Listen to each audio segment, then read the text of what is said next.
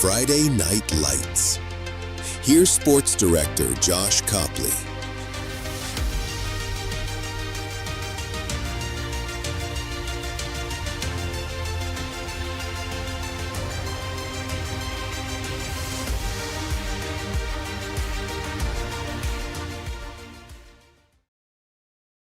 It is a cool, crisp October evening here on WNKX, live on YouTube and Facebook. We appreciate you for being with us here tonight.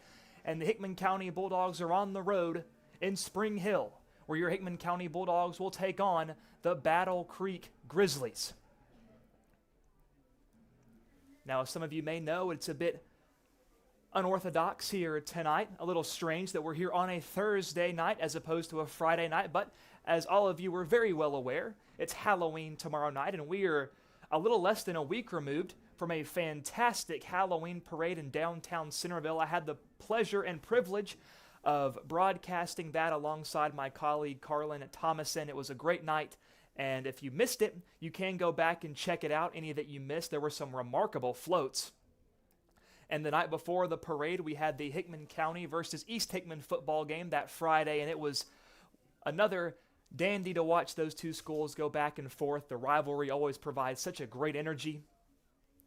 And this year it was the East Hickman Eagles that got the better of the Hickman County Bulldogs in a game that determined who will be going to the postseason, who will be claiming that last playoff spot. And it was the Eagles that are moving on. So tonight that means the Hickman County Bulldogs will be playing their final game of the regular season. And we're so happy you could be with us here tonight as we cheer on and support these Hickman County Bulldogs against a Battle Creek team who is in its infancy. They are in their second year as a school. And Hickman County did play Battle Creek last year in basketball. But last year, Battle Creek was a school compiled only of freshmen and sophomores when the Bulldog basketball team took them on. And this year, only freshmen, sophomores, and now juniors are represented here on the football field. It's hard to believe that a school hasn't even had its first senior night yet as a school, as a program. But just because the opponent on the other side of the field is younger doesn't mean you should take them lightly. Battle Creek and Hickman County are relatively even this year as far as records go. They've both been able to scrape a couple of wins out on this tough, hard-fought season. And from what I've gathered from Battle Creek fans and those in the press box is that Battle Creek is a team that does not defend the run super well. And on the other side, the Hickman County Bulldogs are a team that seem to exclusively run the football. So it should be a good matchup here tonight between these two schools. Hickman County certainly did their homework on this Battle Creek team just as they did to the Hickman County Bulldogs. So I'm expecting to see a lot of Hutchison, Street, Armstrong, Kraft, McCaleb, and maybe even mix in Lewis in there a time or two. And we are under 9 minutes away from kickoff here at Battle Creek High School. And I tell you what, it is a beautiful facility here at Battle Creek here in Spring Hill. The field looks gorgeous, very well upkept. The press box is very clean and nice. Of course, driving here through Spring Hill, it's some beautiful countryside, some nice neighborhoods, an all-around great place to be, a very welcoming and warm environment here at Battle Creek. And we can only hope the game is as good as the atmosphere between these two schools. And now it's time for the Battle Creek Band to perform the national anthem.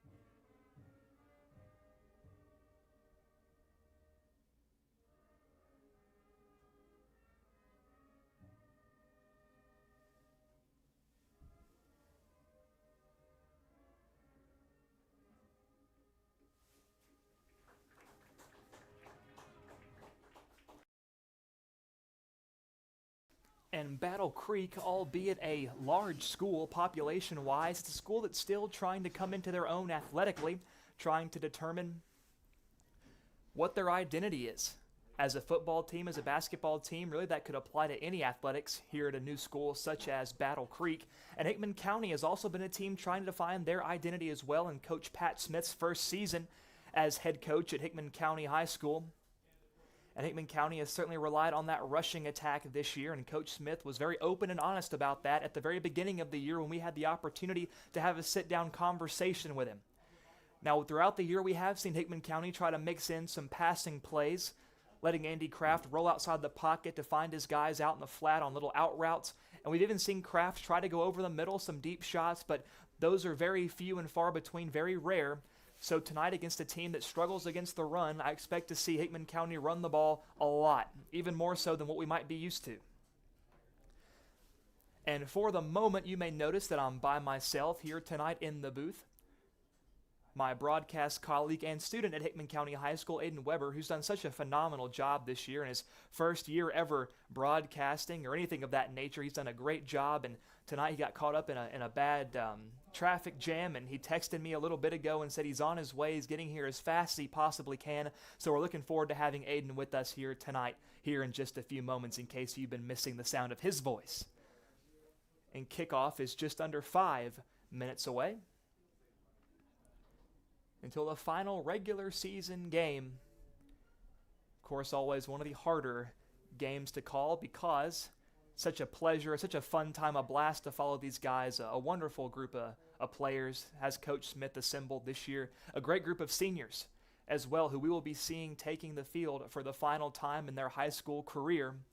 And I know it's going to weigh on a lot of those young men. It always does. It's a very emotional time for these guys, and I can imagine they'll be playing their absolute hearts out, trying to leave it all on the field here tonight. And just some insight on how awesome some of these seniors are, some guys that I can sing the praises of, not just on the field, but off the field as well, as John Michael Lewis and Ruger Toddy, two phenomenal young men that come from phenomenal families. I saw them earlier this week at the FCA Halloween Hangout, and they were some of the first guys there and the last guys to leave as far as helping set up and get things together, helping out Matthew Dotson and myself. So two phenomenal guys, and I cannot speak highly enough of them. And I could say the exact same thing for every single one of these seniors of this class this year. Some phenomenal human beings, not just on the field, but off of it as well. And really off the field is where it really matters, where your character shines through. And Coach Smith has really led by example in that regard, encouraging these guys to be the very best versions of themselves that they can be. And I'm sure we'll see a very emboldened captain as well, Jaden Street, who plays every down like it's his last, whether it be as a pass catcher, whether it be as a runner. He has been an electric player to watch this season for the Hickman County Bulldogs. Maybe he's got a few touchdowns in his system here tonight. Once again, we thank you for joining us here on WNKX Live on YouTube or Facebook.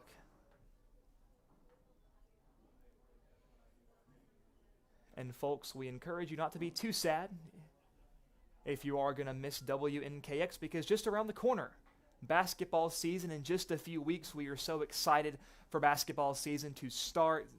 Hickman County always puts on a show on the court whenever it's game time. We know Coach Dawson is ready to go, and we're planning on having an interview with him as well as Coach Gordon here in a few weeks' time before the season starts to get their thoughts on what to expect from the team this year.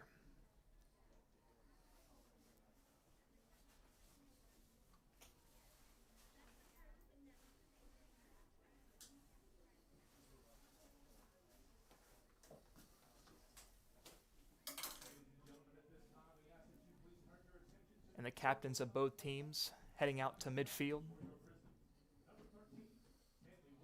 And it's all seniors heading to midfield for the Hickman County Bulldogs for the final time.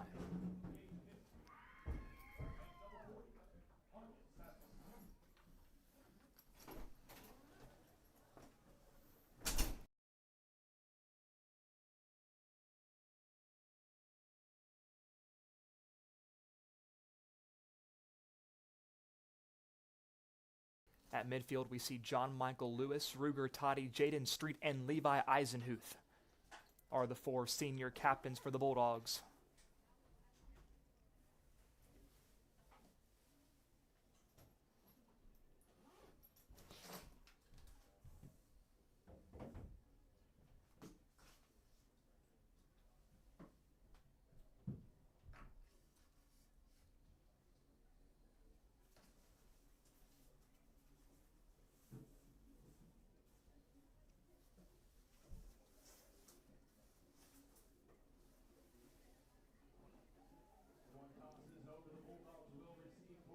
So following the coin toss, the Hickman County Bulldogs will receive the first half kickoff, which means the Grizzlies will be starting with possession in the third quarter at the start of the second half.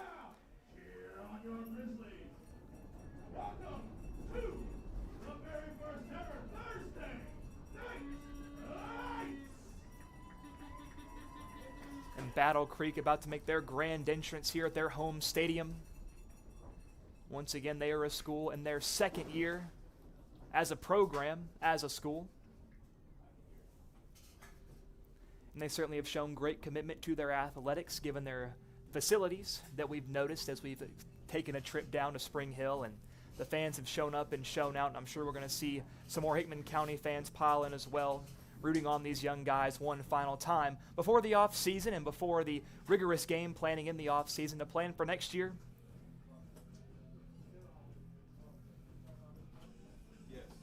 It seems like Battle Creek has adopted a little bit of that Virginia Tech entrance with Inner Sandman. Always gets the crowd jumping and on their feet.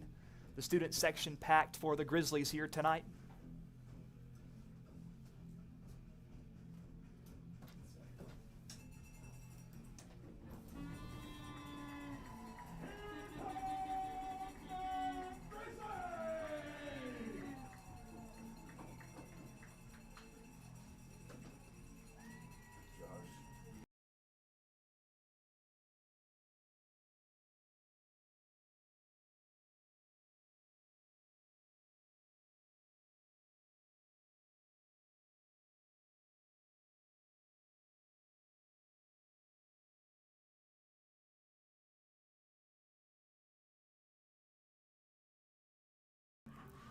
If you're Hickman County, it's all about silencing the hostile away game crowd by starting strong on the offensive, establishing the run early, and it starts up front with the big guys in the trenches. Trying to open up lanes for guys like McCaleb, Street, Hutchison, Kraft on keepers. Of course, I'm expecting to see a lot of Braden Armstrong as well, who tonight, I was informed by Coach Smith, we're used to seeing Armstrong with that classic number 21. Tonight, he's wearing number 26. And back deep for the Dogs on this kickoff return, number 15, Jacoby Pittman, and number 6, Taylor Hutchison. 2 explosive return men in their own right. Very hard to bring down, very shifty, very athletic, very agile. And they kick things off tonight's number 55, Nathan Dussault, for the Grizzlies.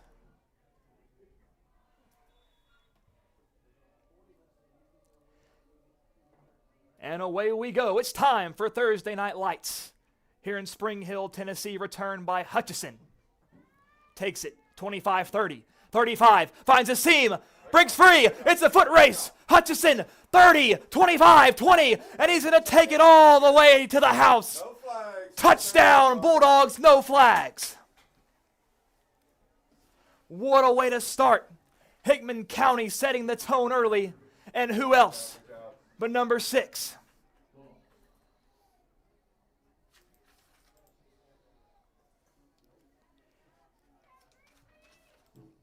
And that is the first, I believe, Hickman County kick return for a touchdown this season. You know what they say, it's better late than never, and that's one way to get momentum strictly on your side. Out is Parker Lambert to attempt the point after.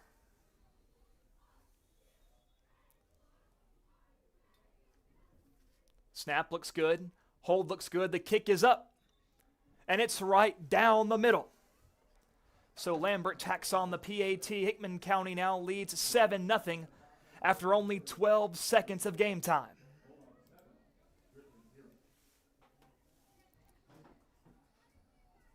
And while we saw some nifty moves there by Hutchison, how about the blocking by the rest of those special teams guys as well? Opening the lanes for him. And once it was a foot race, Hutchison, there are a few guys that we've seen Hickman County play this year that can match him in a foot race. And it was on display right there.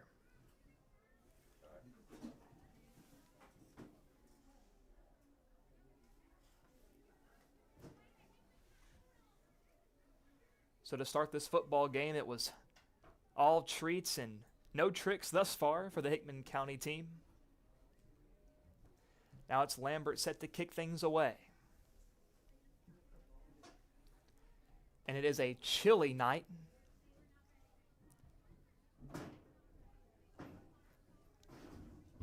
As we're getting deeper and deeper into the fall season, and as many would say, this is what we call football weather. Clear skies, 47 degrees.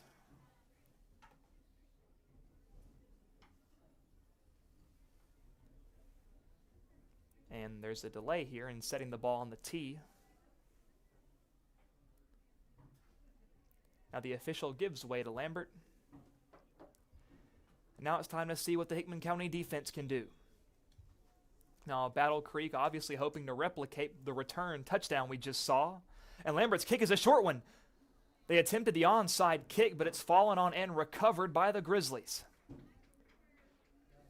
So a bold call there by Coach Smith, trying to keep momentum on his side. But it doesn't pan out right there. And now Battle Creek will take over near midfield. They'll spot it at the 49-yard line.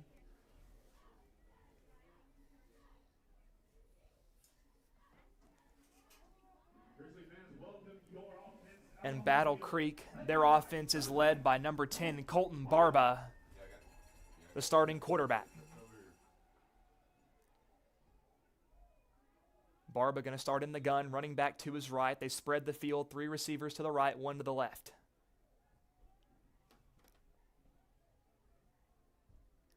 Snap, looks, fires out wide to the right. Pass complete.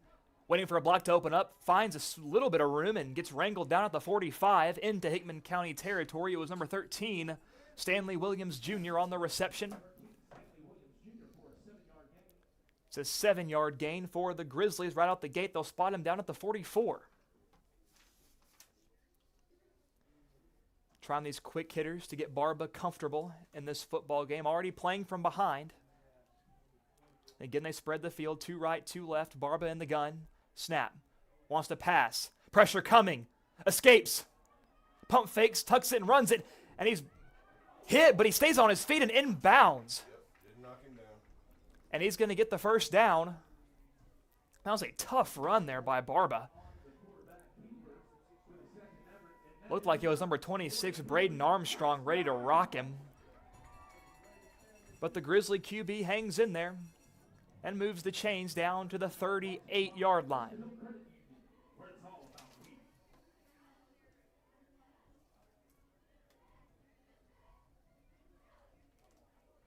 Barba, snap. It's going to give up the middle. Not much going. Hickman County there in the gaps. Leading the charge is number 4, the senior John Michael Lewis. That was Jayshon Brown on the carry for the Grizzlies. But Battle Creek wasting no time getting set. So they flip it, 3 receivers left, only 1 to the right. Snap. On the ground again, but Hickman County again ready for it. The man who initiated contact was number 8, Jackson Smith, another senior.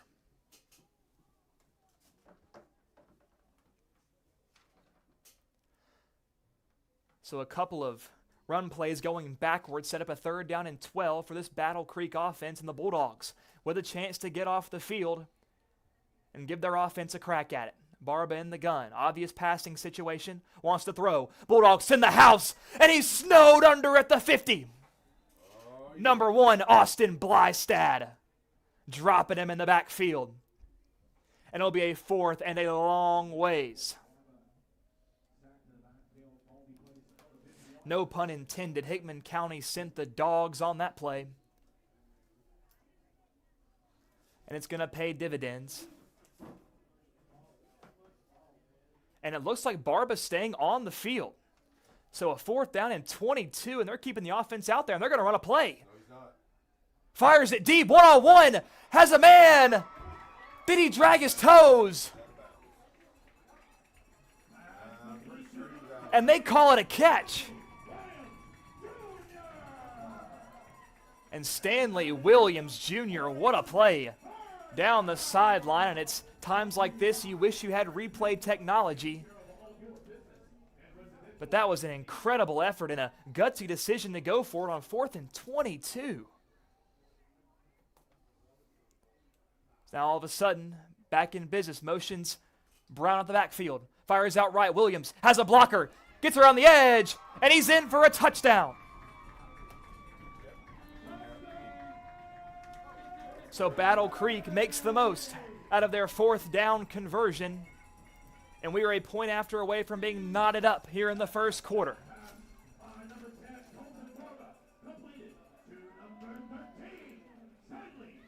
So while Stanley Williams has been the man to call on that drive, all credit in the world to Colton Barba.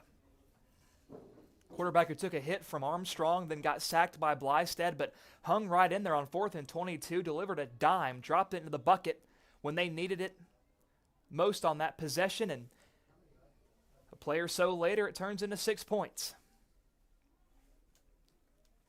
Out on the PAT. Snap looks good, hold looks good. The kick is blocked by Hickman County, and they're going to maintain the lead. So with 8 minutes and 44 seconds to play in the first quarter, for the Bulldogs, it's been a tale of special teams.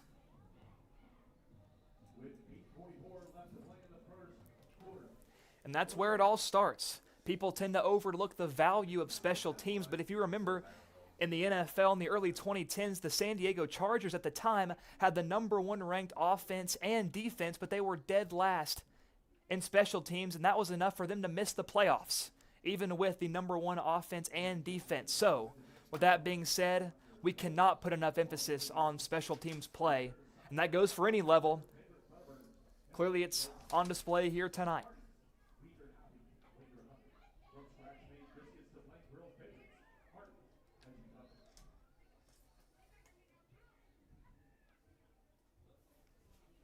So it's going to be Dussault kicking things away for the Grizzlies.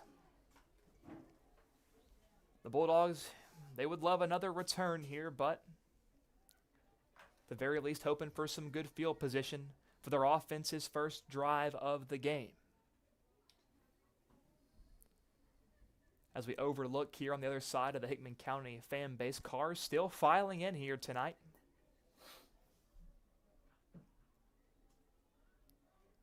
And the official said that ball's no good. Getting a new one with the proper inflation.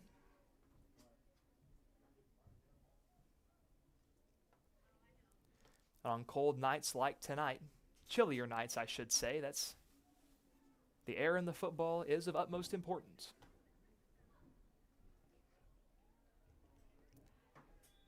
Now we're ready to go.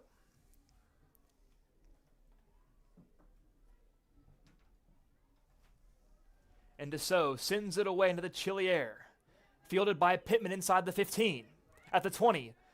25. Tries to bounce around the edge. Stays on his feet and takes a tumble on his head. Rolls past the 25, close to the 26-yard line. And that's where Andy Kraft and this Bulldog offense will take over.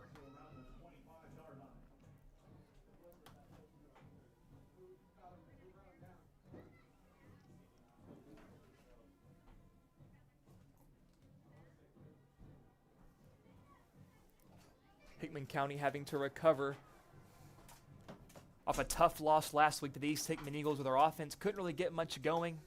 Looking for a different story this week. Kraft under center. Snap. Give. Up the middle. And it's a pile of humanity pushing through at the 30. And folks, after that first down play, I'd like to formally welcome to the booth my broadcast colleague and Hickman County High School student, Aiden Weber. Aiden, glad you could join us here tonight. Hello, Josh. Glad I was able to make it. Was in a little bit of a traffic jam, but my thoughts and my prayers are with the people that were affected by that. But I'm glad I was able to make it here tonight and join you here at Battle Creek. Hey, it's the final game of the season. It's a fall evening. It's football weather, and the Dogs have already scored, Aiden, on a touchdown by Taylor Hutchison on the kickoff return, and the Dogs now give to the right. Has some room down the sideline. 50, 45, he excels past the 40 and down close to the 45. That was Andy Kraft.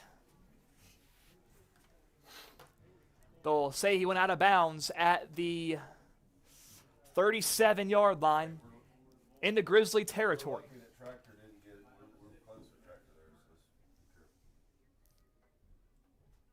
So already a big chunk play, but Aiden, as we've talked about in the past, can Hickman County chain these chunk plays together? It's one thing to do them in, sporadically, but can you do it back to back and get points on the board? That remains to be seen here tonight.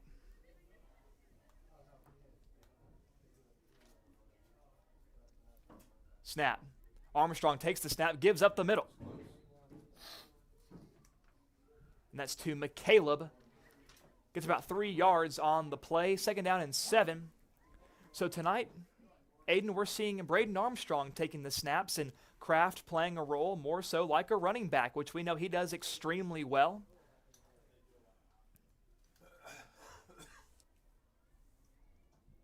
And it's Armstrong again, under center. Snap. Give. Hutchison cuts inside, makes the man miss. Still on his feet. Accelerates. Kiss him goodbye. Taylor Hutchison finds the end zone for the second time tonight.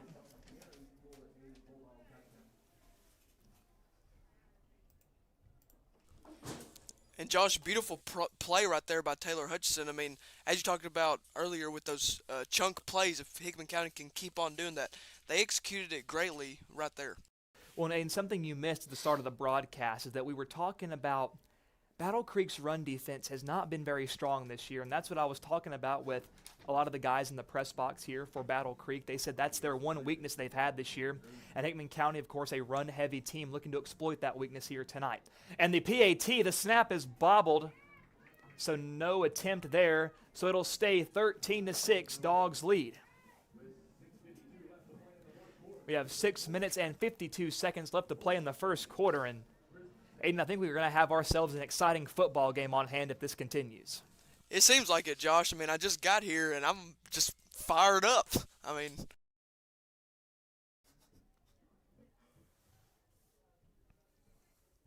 Hickman County already close to matching their point totals from last week against East Hickman, which is definitely a positive sign for these Dogs. They're trending upward. And you want to end the season on a positive note. Of course, Hickman County, unfortunately, will not be making the playoffs this year, but it doesn't mean that you can't build and learn from this, and I think that's exactly what Hickman County is going to do. Of course, a first year with a new coaching staff. A lot of things you have to gauge. It takes some time to find your identity as a football team, but if they patiently navigate through this, I think Hickman County could make some noise next year for sure. I definitely do as well, Josh. I mean, Coach Smith has done a great job along with the other coaching staff this year, and I think the future is bright for Hickman County football.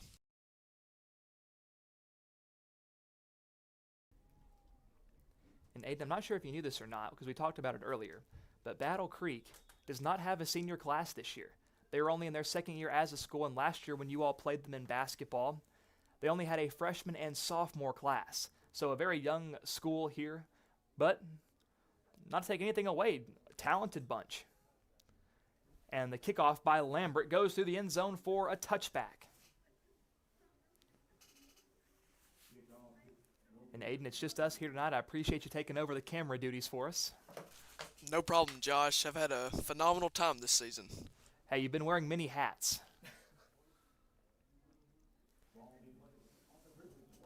So the ball will be placed at the Grizzly 20-yard line.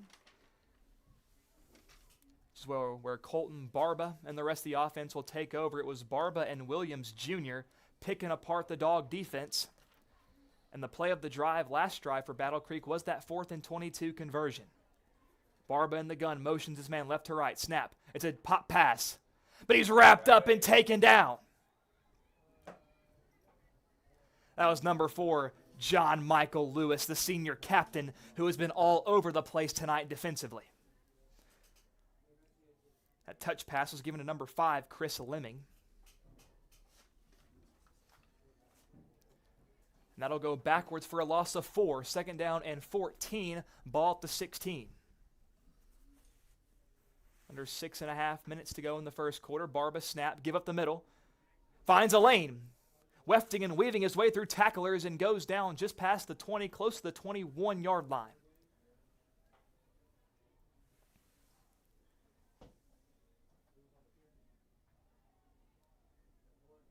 That was number 1, Jackson Voorhees on the carry.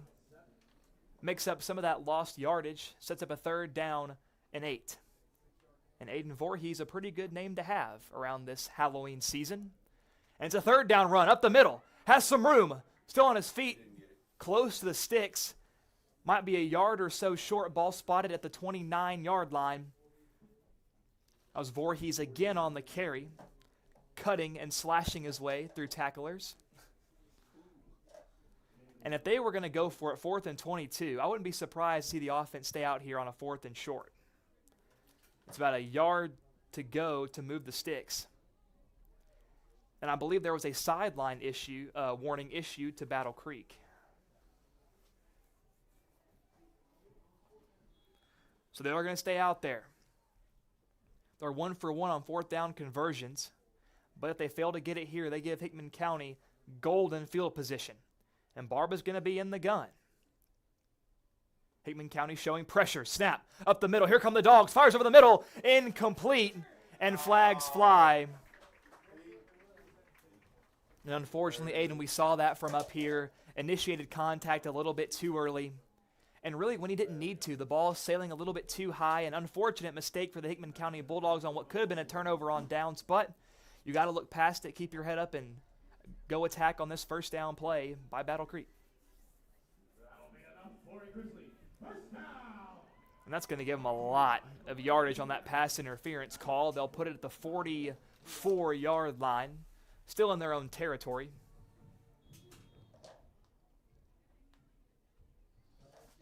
And Barba looking at the sidelines. Voorhees in the backfield. 2 receivers right, 1 left. Snap. Give up the middle. It's Voorhees. Stays on his feet and finally taken down at the 49. And a penalty flies in late. Perhaps there was some jawing going on down there on the field. More than likely a personal foul, unsportsmanlike conduct from what it looked like up here, but never want to make any assumptions. So Voorhees with 4 yards on the carry, and it looks like they're going to be tacking off some more. So it will be an unsportsmanlike call against the Dogs, and that'll be another Battle Creek 1st down. So Hickman County has been their own worst enemy thus far defensively on this drive. And now the Grizzlies are in dog territory. Williams, the receiver to watch out wide to the right, the bottom part of your screen. Barba in the gun. Snap. Wants to pass. Fires it quickly to Williams. In open space. Towards the sideline and run out of bounds. With a pretty nice gain, getting about 8 yards on the 1st down pass play from Barba to Williams. They'll spot him down close to the 28-yard line. So 2nd down and 2 yards to move the chains. As we wind under 5 minutes to play in the first quarter, some substitutions now. Keithley bolting onto the field. And he's showing pressure off the edge. And here he comes. Gets his hands up in the air, but a nice pass by Barba. Finds Williams. 1 man to beat. Still on his feet in Hickman County, able to run him down. So the last line of defense there for Hickman County, able to slow Williams down enough where the rest of those guys in white jerseys could come and give him a hand. But it will be enough for another Grizzly 1st down, and they are inching closer to that end zone, now in the red zone. Ball spotted at the 12.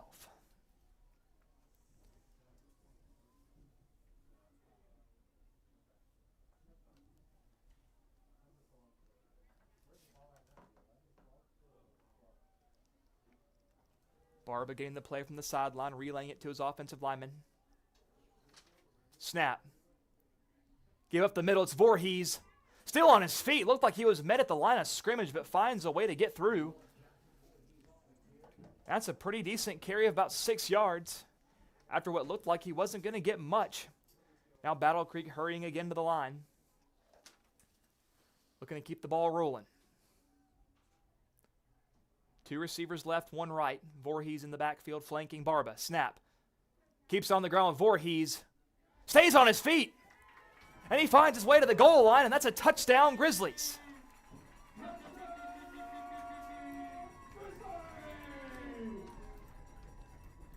So Battle Creek not flinching at all. Even after the onslaught of Hickman County when it comes to scoring points with the special teams touchdown and the offensive score we saw as well. So both of these teams, like boxers, Aiden, going back and forth, blow for blow. I would say, Josh, it's going to be a very close game. Nail-biter, as we would say.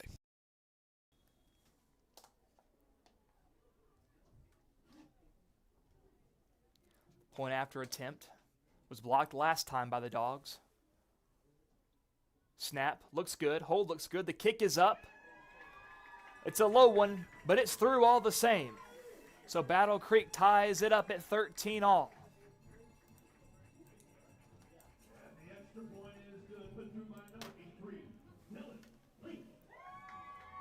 I mean, Aiden, this is the most Halloween football game of all time. It's a thriller. It's a nail-biter. A football player with the last name Voorhees scored a touchdown, which made it 13, the score for both teams. I mean, you couldn't script a better game than this. I don't think so either, Josh. I mean, it's been an exciting first quarter. I mean, I came here halfway through, and I'm ready to see some more football action.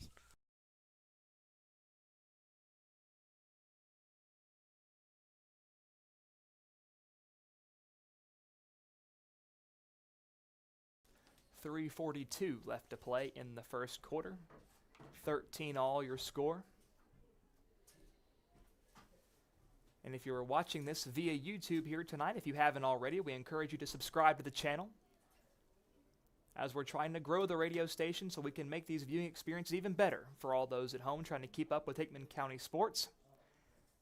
We'd also like to shout out the Hickman County High School YouTube channel, who's been making some original works as well. Some movies, some Halloween movies, I know. Halloween film is in the works, set to release tomorrow. Is that right, Aiden? Yep, Josh. Be sure to check out Friday the 67th. It's going to be a very horror film. A very horror film, yes. Very scary, Josh. Very scary. See, I'm not much of a scary movie guy, but, you know, I might check it out for the sake of the Hickman County High School YouTube channel. Hey, you should. I mean, it'll put you on the edge of your seat. And the kick is away by DeSoe, fielded by Hutchison. 25, 30, patiently waiting, has some room and tripped up past the 40. Was just a defender or two away from taking another one to the house. But still, some pretty good field position for the Dogs offense, led by Braden Armstrong.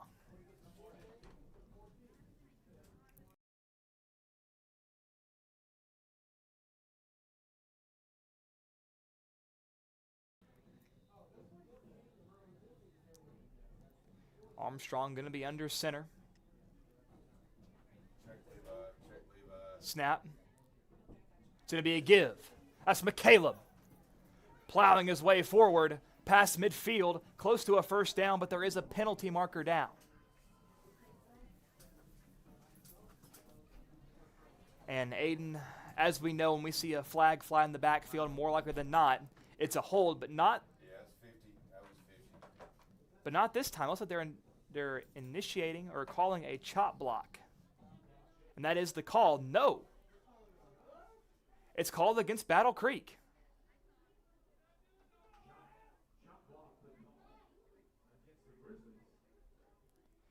And Aiden, it's very rare you see a chop block called against the defense, but Hickman County certainly not complaining. He's okay. He's all right. He's okay. I know that was Ruger Toddy, the senior captain involved there on that penalty play, so Seems to be all right from here. So the Dogs with some even better field position down to the 35 of Battle Creek. Give to Kraft up the middle. Lowers his shoulder. Still on his feet. Down close to the 25. They'll spot him down at the 26. And Aiden, I don't know about you, but I'm loving the decision to have Andy Kraft be a straight ball carrier here tonight. It seems like that's where he thrives the most. He's hard to bring down. He runs with a purpose, and he's been doing that here tonight. I agree, Josh. I mean, Andy is such a talented, and he has so much strength and so much power, and I think he's done an excellent job here tonight so far. And this was only Andy's second year even playing quarterback at all, so I'm sure he appreciates being somewhere where he feels more comfortable as well. So it's going to be a snap. It's going to be a give. Has a hole. Hutchison up the middle. Wrangled down just shy of the 15 to the 16-yard line. That was number 7, Connor Duncan, on the tackle for the Grizzlies. Hickman County now all of a sudden in the red zone thanks to that chop block call against Battle Creek. The Dogs looking to find the end zone once again.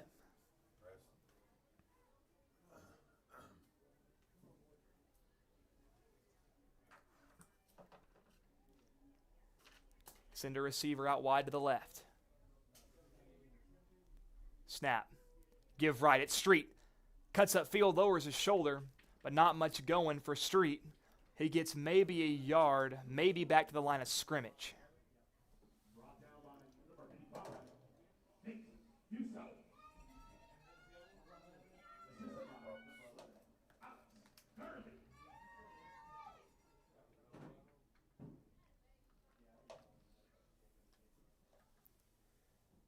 And on that last play, Aiden, I believe we saw Keithley go out wide in that wide receiver spot. We usually see guys like Pittman and Tucker rotating in and out right there. Occasionally Bly stab, but getting Keithley involved as well. A second down carry. Not going anywhere. Stuffed yet again. So Battle Creek has made some adjustments. We have under 90 seconds to play in the first quarter. Hickman County tried 2 run plays, not going for anything. 3rd down and 10. Ball spotted at the 17. Snap. Give up the middle. And a flag is down. And it's a false start against the Dogs, and that'll back them up. Be 3rd down and 15, and now we haven't seen him do it a lot, Aiden, but do we see Armstrong let it fly in the air this time? Josh, I mean, I would love to see it. I mean, we haven't saw Armstrong go throw the ball really any this season. I think it would be a good play to just see what happens. Of course, Battle Creek has been so ready for the run on this drive. And Hickman County once again not shy about what their game plan is offensively. They've got Armstrong in the gun. Motion. Snap. It's a jet sweep. Has Hutchison. Has room. To the edge. He's gone. Touchdown. Hickman County.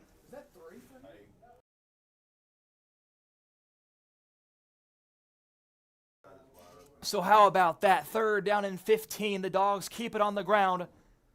And it's Taylor Hutchison finding the end zone.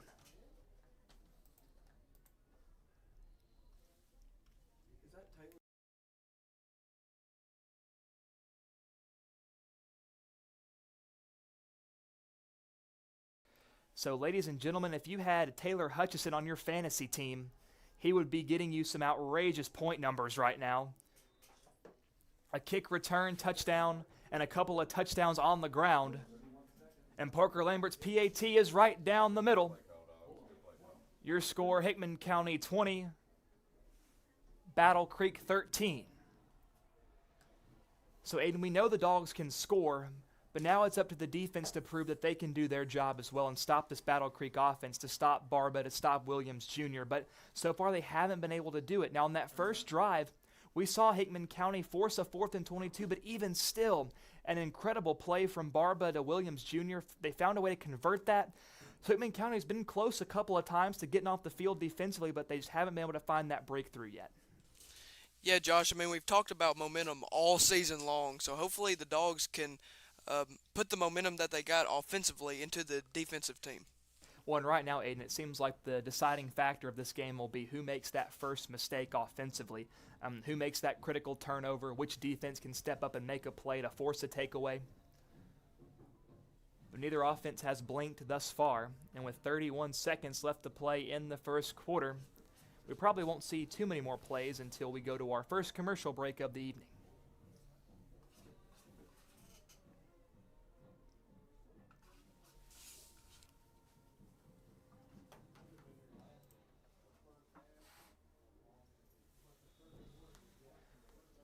We got to give some praise to this Bulldog football team, Aiden. I mean, 3 touchdowns in 1 quarter. That's something we haven't seen a lot this year, and I'm sure there's a lot of happy faces over there on that Bulldog side. Yeah, that's it. And the kick by Lambert rolls through the end zone. That will be a touchback. So Lambert has done a great job this year as well, not allowing teams to get big returns off of him. I mean, he kicks it low, he kicks it hard, he makes it hard to field as a return man because if they try to put their hands on it, they may bobble it, they may not be able to handle it really well. Or in cases like this, and on the last kickoff, they just don't even risk it. They let it roll past in the end zone for a touchback, in which case the Dogs will be happy with that as well. So Lambert has really been a star player this year for Hickman County. Definitely, Josh, and you have to remember, he's a senior. This is his only year of playing football, and so it's a shame that we won't be able to see him next season, but it's also been a pleasure being able to watch him. Absolutely.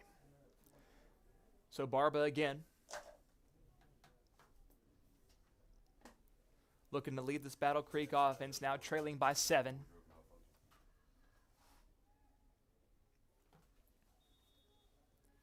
And again, they're in the gun, spreading the field wide. Snap. Play action. Fire over the middle. It's complete.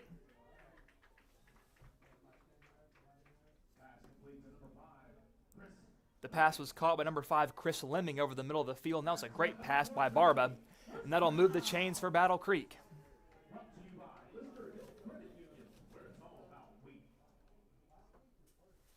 So again, this high-tempo offense of the Grizzlies. Snap.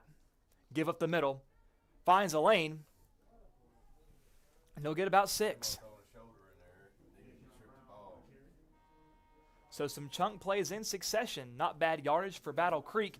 Brings us to the end of our first quarter. At the end of 1, your score, Hickman County 20, Battle Creek 13. Don't go anywhere. We'll be right back on WNKX. This broadcast of Friday Night Lights on WNKX is brought to you by Ascension St. Thomas Hickman Hospital. MLEC and ML Connect, your trusted source for power and broadband. Pizza Hut of Centerville.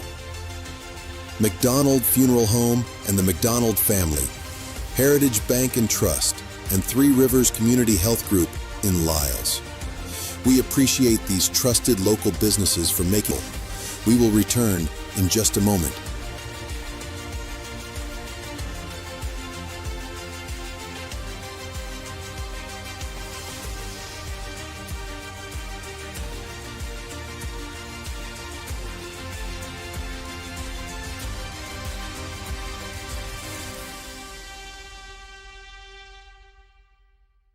And welcome back to WNKX Live on YouTube and Facebook. I'm Josh Copley alongside Aiden Weber.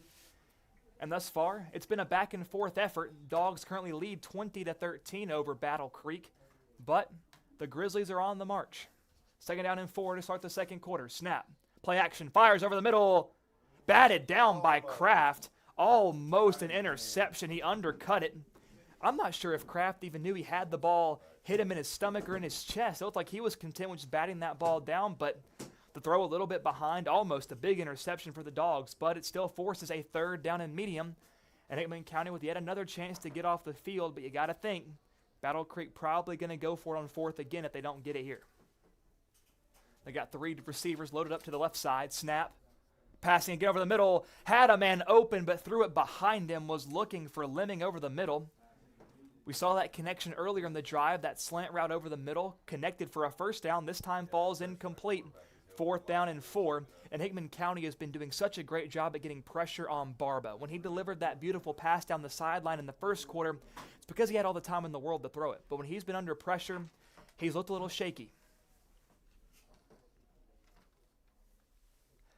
And as we predicted, Aiden, they're keeping the offense on the field for this 4th and 4. 3 receivers left, 1 right, running back flanking Barba in the gun.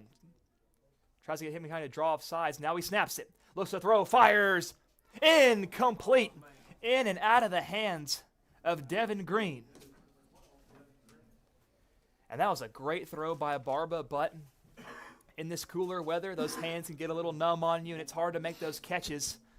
And Hickman County catches a break there, and they also get the football back. Turnover on downs. 1st and 10 for the Dogs. Ball spotted at the 38. So Hickman County already in Battle Creek territory, looking to have their first 2-score lead of the night.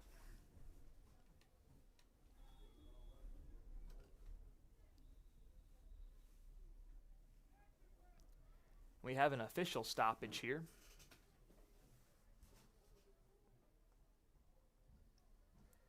And I didn't see a timeout signaled by the officials, but Battle Creek, it is confirmed they did take a timeout. So they'll be talking things over with their defense now backed against a wall against a Bulldog offense they haven't been able to contain yet. Isn't that an awesome thing to be able to say? Yeah, Josh, I mean, Hickman County, they're known for their defense, right? I mean, Hickman County's always has been known for that. And so Hickman County's done great offensively and carrying that to the defensive side as well.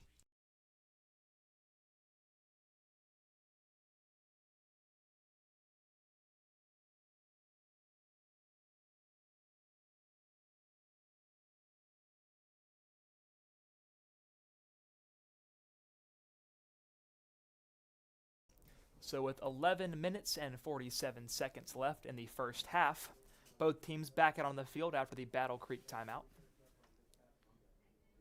Armstrong has been the shot caller thus far, and it's going to continue. He's in the gun. Motions again, Hutchison, and he's going to keep it right.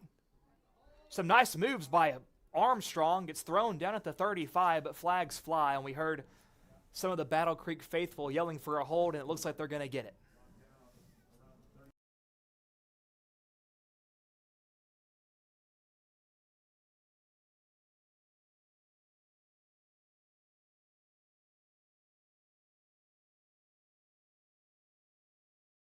So that holding call will be against the Dogs. That'll back them up 10 yards for a 1st down and 20.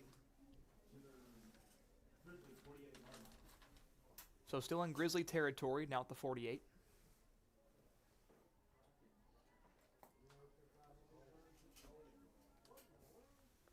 Armstrong under center. Snap. It's going to be a give right. Cuts up field. Jaden Street on the carry. Gets a couple. So 2nd down and 18. So in this game, Jaden Street still trying to find his footing.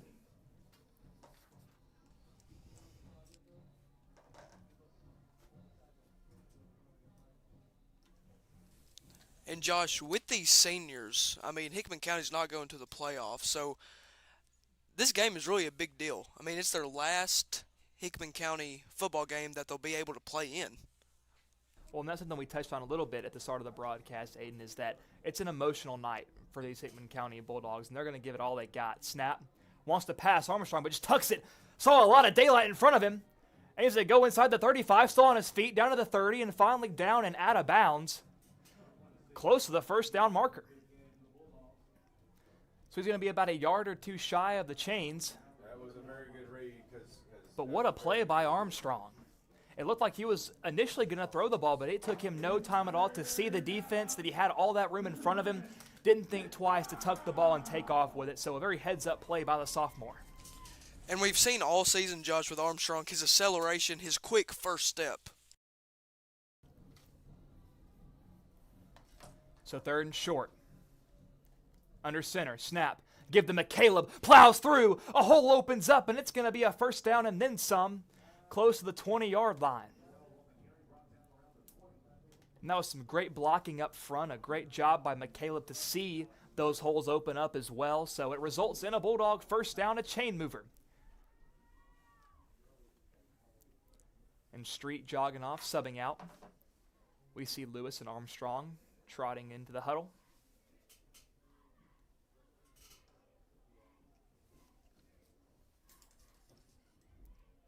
Under center. Tucker out wide to the right. Now it's Keithley. Snap. Gives. Looked like Andy Kraft there on the carry. Gets a few yards. So we'll get about 3 to set up a second down and 7. Hutchison back onto the field. Kraft subbing out.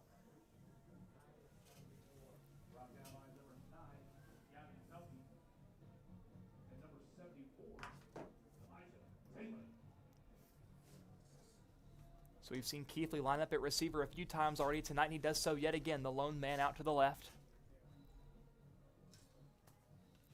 Snap. Give left. It's Hutchison. Finds a hole, and he's going to coast on in for a Bulldog touchdown. Taylor Hutchison is unstoppable. Josh, make that number 4 for Mr. Taylor Hutchison here tonight.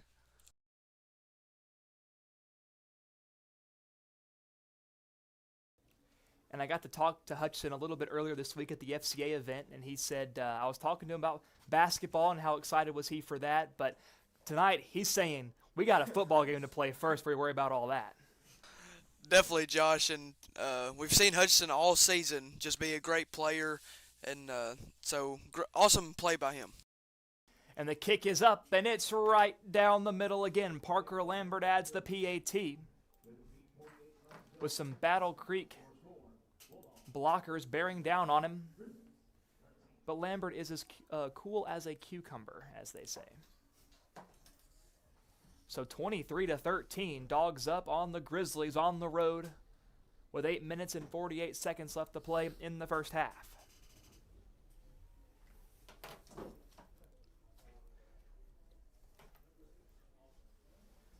So they knew you're going to be out trick-or-treating tomorrow. I plan on it. I mean, we've had a trick-or-treat and the Halloween parade. I got a lot of candy, so I may have to hold back, but who wants to do that on Halloween, right? More candy, the better. Oh, you got the excuse right there in front of you. It's Halloween. Eat all the candy you like. Now, you mentioned the Halloween parade. It was a great night. Saw a lot of great floats, and the radio station was set up on the corner there on the square, and I tell you what, some of those people on those floats, they got some arms on them. I mean, they were throwing candy, hitting me in the chest left and right, sniping me with lollipops and candy bars, but there are worse things to be hit with, I do guess. Yeah, Josh, and we talked about last week how the community really comes together for the Halloween parade. I mean, the streets were lined up. I mean, there was a lot of people on the square for the Halloween parade. A great night, and it's been a great night here as well for the Hickman County Bulldogs on the eve of Halloween tomorrow night.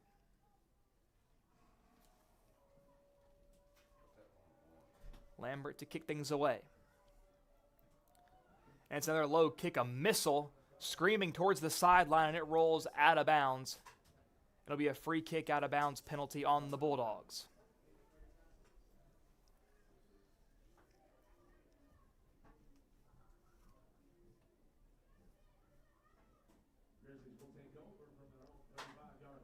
So the Grizzlies with some better field position there than what they're used to starting with. They'll take over at the 35, 1st and 10 after the kick out of bounds.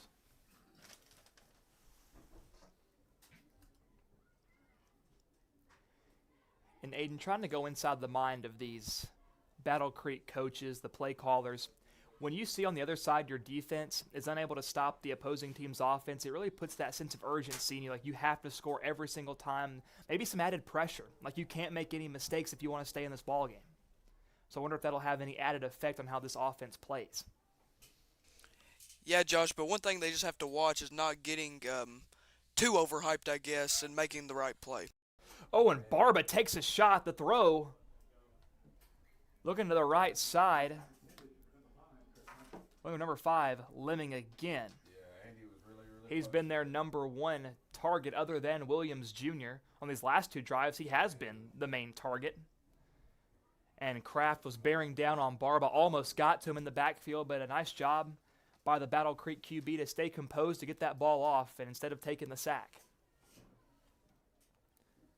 So 2nd down and 10. Snap. Give up the middle. Had a hole, but it closes quickly. There he is. That's number 51. That's that Jackson Mayberry, the freshman. Josh, we've seen Jackson Mayberry, a freshman. He's done a phenomenal job this season. And Aiden, it's because of guys like him that we can look ahead to next year and be excited for Hickman County football. A lot of talented freshmen and sophomores on this team. Again, they go up the middle, and again, not much going. Taken down near the 37. So it will be a 4th down and 10. No, it's the 34, my bad.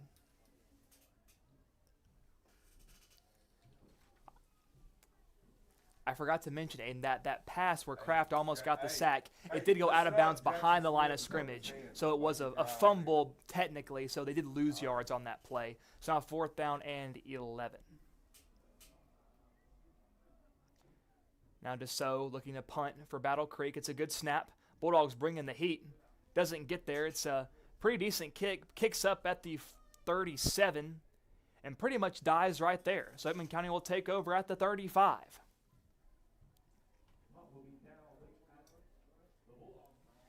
It's very rare we've seen a kick like that this year, Aiden, that just hits and stops. But it certainly works out in Hickman County's favor there, as opposed to some of the punts we've seen this year that hit and they just keep on rolling until all of a sudden you're backed up against your own end zone.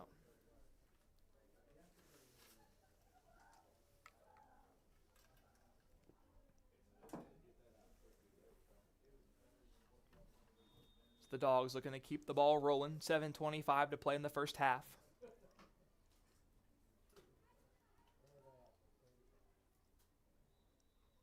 Armstrong about to snap, but whistles blow, and a timeout is called by Battle Creek.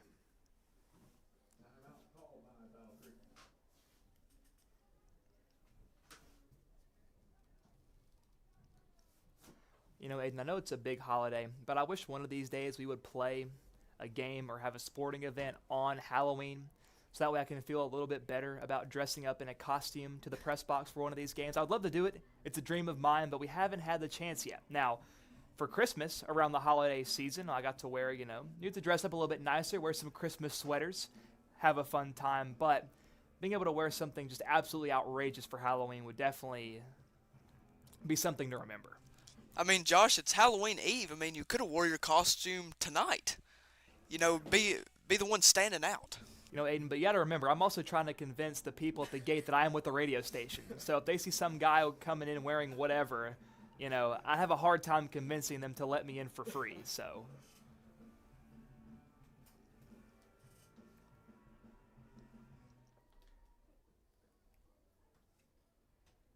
yeah, Aiden, we live out in the sticks, if you will, so I'm not used to seeing a whole lot of trick-or-treaters.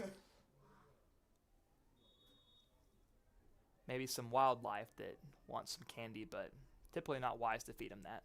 So even McCaleb on the 1st and 10 gets around the edge. And he's got a 1st down, still on his feet, close to midfield. So McCaleb going around the left side. Typically his strength is going right up the middle, following his blocks and using his power, but right there gets around the edge and accelerates for a Bulldog 1st down.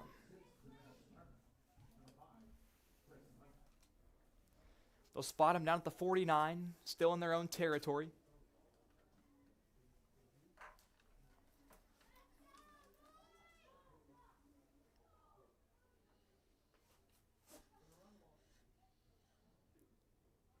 Motions Kraft. Snap. Give to Andy. Tries to follow his blockers, but not a whole lot of room. And he's going to get dropped behind the line of scrimmage for a loss of 1.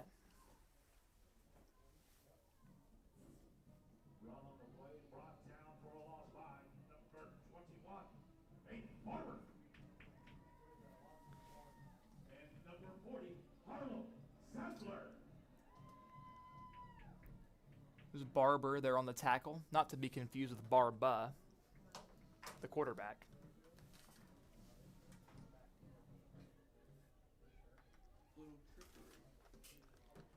Snap. Give right up the gut. And a hole opens up. Still on his feet, it's McCaleb. Dragging a defender with him down to the 40-yard line inside Grizzly territory. And that'll be enough for a Hickman County 1st down. And Josh, we've seen all season long McCaleb being the powerhouse, the driving force for Hickman County. He's shown it here yet again, but tonight, really, everyone's gotten in on the pot a little bit, if you will. We've seen touches from almost every Bulldog ball carrier that we're used to seeing. Yeah, Josh, I think Hickman County's been playing great so far, and hopefully they can keep that momentum going. But, yeah, great job here by the Dogs.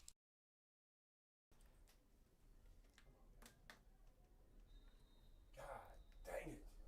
Out wide, whistle blows in a timeout. It's timeout called by Hickman County. So not liking what they see, or maybe they were a little bit slow getting set up there. They want to make sure everything is picture perfect for this first down play call. I mean, you don't want to start behind the 8 ball by rushing a play, maybe even risking a turnover, some miscommunication. We've seen that from Hickman County, the center and the quarterback not being on the same page, and we've seen a lot of loose balls like that, and some have gone for turnover, some haven't, but why take that chance? Yeah, and I think what we've said, a lot this season is Coach Smith and the other coaching staff, they're all about the detail, making sure every detail, every play, they know that every play matters. And so great job there by Hickman County, just taking time out, make sure everything's going good. It's a game of inches.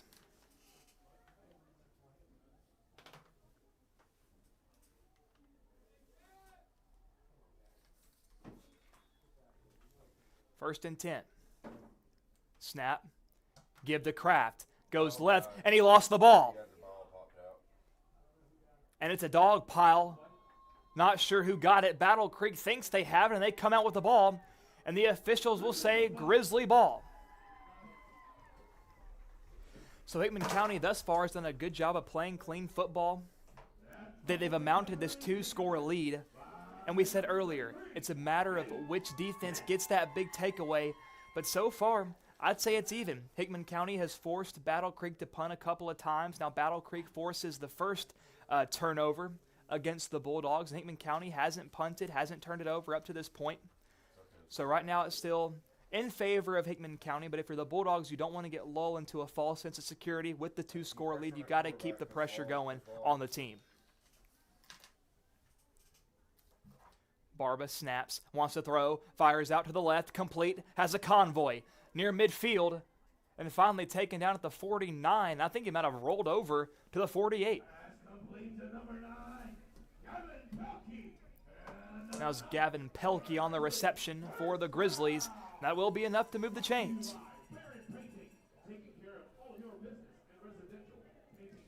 And I don't know about you, Josh, but I like the short passes that are being done by Battle Creek. I mean, Hickman County we've seen is a running team, but seeing those short passes is good as well. Barba gives up the middle. Voorhees spins off a tackler. Still on his feet. Another move.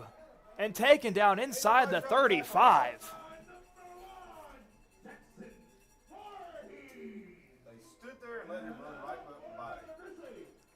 So Voorhees goes down inside the 35, down to the 32.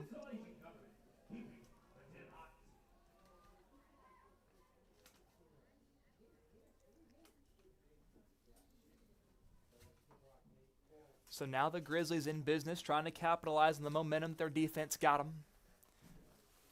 Barba in the gun. Snap. Play action. Swings out to the flat. Has a man. Has some room. Cuts up field. And is tripped up and taken down at the 20. Potentially a touchdown-saving tackle by Jacoby Pittman. But still, that's enough for a Battle Creek first down. And they're now inside the red zone, 1st and 10, with under 4 minutes to play in the first half.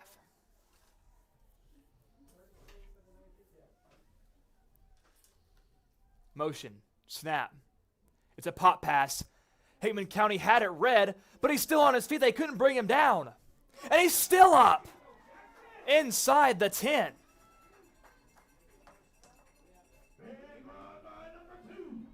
That was number 2, Jackson Wells on the pop pass. They tried that play earlier. Aiden Hickman County had it well read. Had it well read that time, just couldn't execute follow-up on the tackles. And now all of a sudden, Battle Creek with a 1st and goal.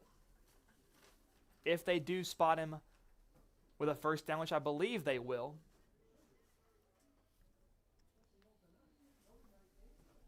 The ball is at the 9-yard line. It will be enough for a first down, first and goal.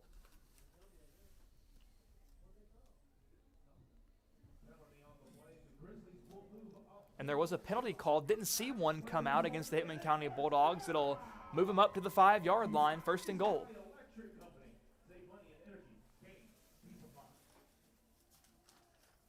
Barba in the gun.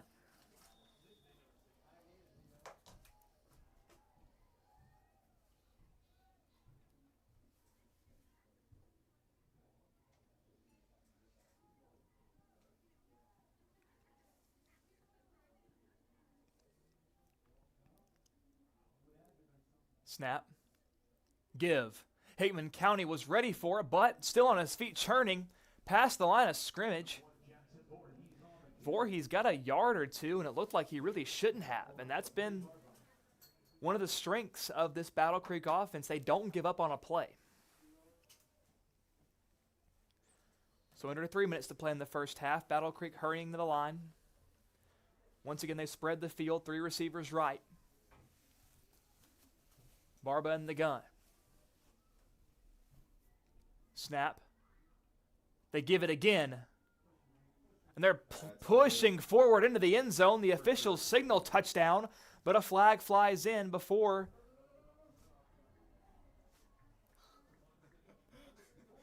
And it's a holding against Battle Creek. So a big break there for the Dogs.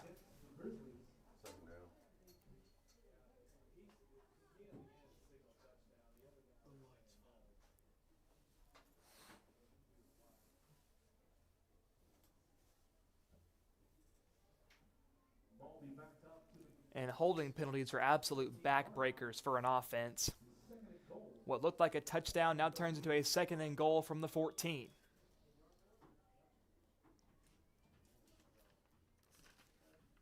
That'll drive a coach crazy. An offensive line just cannot have that.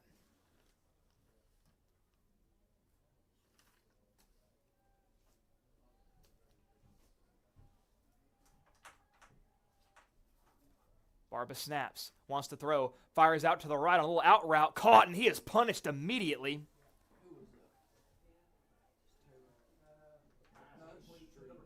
And Jaden Street, the first man there to meet him. It was a great job by Street to time that hit up as well. We saw earlier, it was an early hit on a pass that resulted in a pass interference, which gave the Grizzlies a free first down. But right there, Street, very disciplined, but also very fast, very quick, and athletic on that tackle. But again, hurrying up, third and goal from the 8. Snap. Wants to fire. Out to the right. It's Williams Jr. still on his feet. Hickman County bearing down. Jump cut inside. And that's a touchdown for Battle Creek.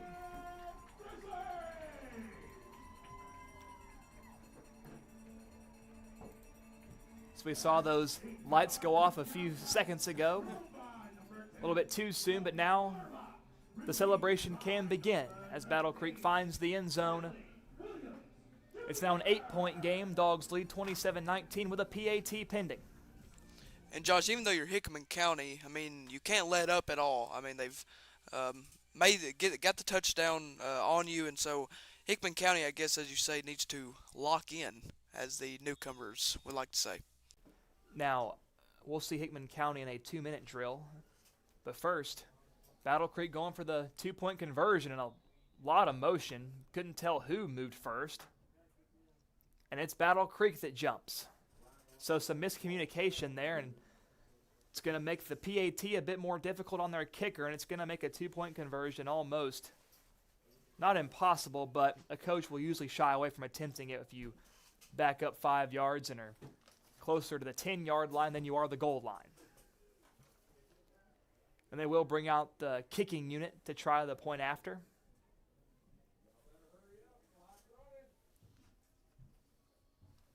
And with 10 seconds left on the play clock, they're not getting set up yet. So they gotta get set in a hurry with 3 seconds. And the kicker taking his time, and the play clock is sitting at 0. Hey, 0 o'clock. Come on now. And it's been 0 for 10 seconds. Come on now. And the snap, the kick. What was that? It's no good. Who do they feed these referees steaks? What's up? And that was a doozy. Josh, I think the clock set on 0 for about 10 seconds.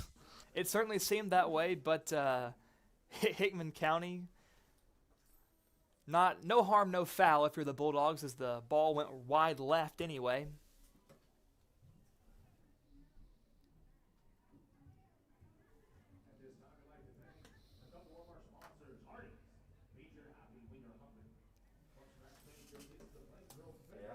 But with 1:33 seconds left to play, if you're Battle Creek, you get the ball first to start the second half. So if your defense can hold strong for this 1:33 seconds, you can go to the half, talk over your game plan of how to stop these dogs, and you get the ball a chance to tie the game. You can have that two possession swing that comes with having the second half possession first.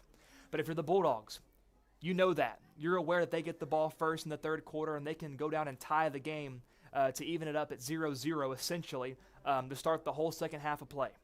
So if you're the Dogs, I'm expecting to see some urgency in this 1:33. They've been able to move the ball really, really well tonight, barring that one possession with a turnover. So you trust your playmakers to make some plays, and I'm looking forward to seeing how Braden Armstrong handles this 2-minute drill as the shot caller.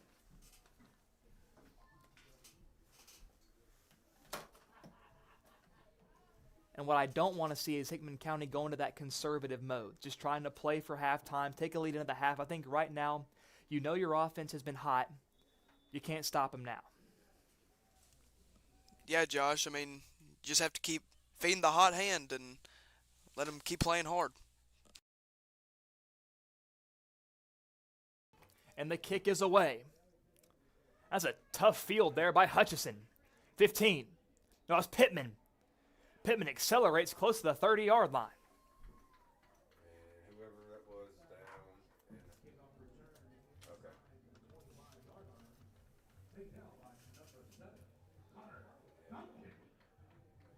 Face first and turn. Man, Pittman runs like the grass owes him money.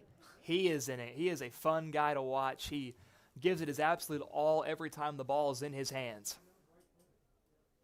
But the Dogs with 1:26 spotted at the 27. They're going to have to go 73 yards in under 90 seconds. Hickman County making some substitutions. The DT special. Snap. They're going to give it to Hutchison. Been the biggest playmaker of the night. And he'll get a few yards there, 4 or 5. They'll say he got 4. But Hickman County needs to show some urgency. They line up quick, waiting for the official to spot it. Snap. Give right. Finds a hole. It's a foot race. Kiss him goodbye. That's Jaden Street all the way to the house. The senior gets him one for a touchdown, Hickman County. And I'm telling you, Josh, Jaden Street has been such a phenomenal, exciting player to watch. And he showed his quickness and his speed right there in that play. So they had 1:30 seconds. That only took them about 20. So Hickman County striking quick, not wasting any time. Jaden Street, you got to feel happy for that young man. It's every senior's dream to score a touchdown in that final game of the season, and he gets it right there. And I'm waiting to see the other seniors as well get theirs, which I'm sure is coming. And Battle Creek blocks the PAT, attempted by Lambert.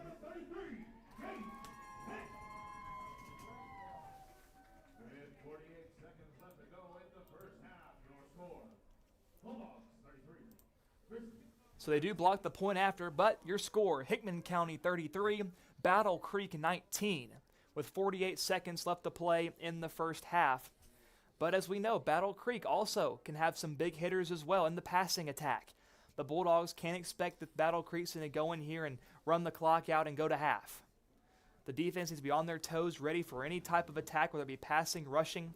We saw right there, it doesn't take a pass to cover 60-plus yards and find the end zone. All it takes is one big run play. So Hickman County, all hands on deck, if you will, for this final possession of the first half. One would think it'd be the final possession of the first half. Yeah, Josh, and Hickman County doesn't need to think, well, just because it's, under a minute, well, nothing's going to happen. Like you said earlier, it took Hickman County only 20 seconds to score that touchdown, so you never know what can happen. Battle Creek could do the same thing.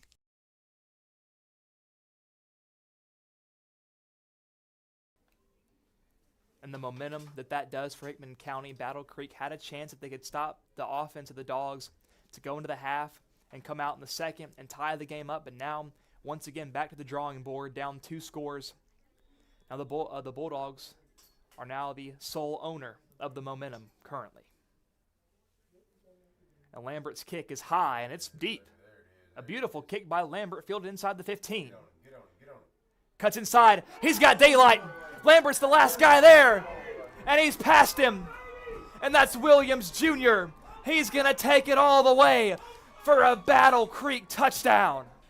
And Josh, what did we just get through saying? I mean, this is a back and forth nail-biter game, football game. This is unbelievable. This is the craziest game. This is the craziest football game that I have called, I think, in my 2 years of working radio.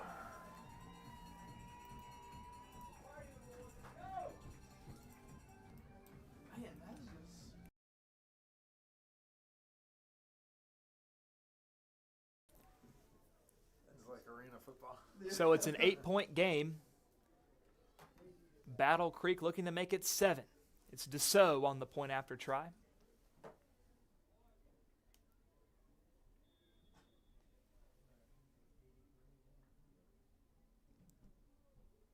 That's Dylan Lee actually on the point after. Snap, good. Hold looks good. The kick is, I think the Dogs got a hand on it and it's blocked. So it's going to stay right where it is. Hickman 33, Battle Creek 25. I can't believe I'm saying this, Aiden, but can Hickman County find a way to score again in 20 seconds? They made, Josh. I mean, with how tonight has been, seems like anything could happen. With 34 seconds left to play and the playmakers on that Hickman County side of the ball, I wouldn't put it past them to try to push something downfield to find a big chunk play, or maybe even find a play that gets them all the way into the end zone. But before the offense even takes the field, you got to watch out for these Hickman County returners. We've already seen the Dogs take one back tonight, courtesy of Taylor Hutchison. We saw Williams take one back right there for Battle Creek. So the special teams, the offense is firing on all cylinders. It has been exciting thus far here tonight, warranting a final game of the season. It's like if you're watching a good TV show, you expect that season finale to blow your mind. Well, this season finale, if you will, of the Hickman County football team has been blowing our minds thus far here tonight.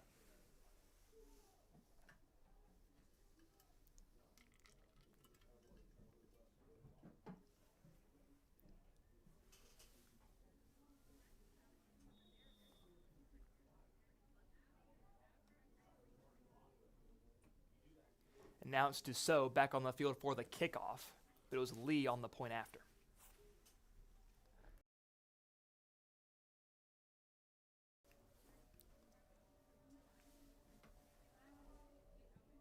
And it's a low kick angling towards the sideline.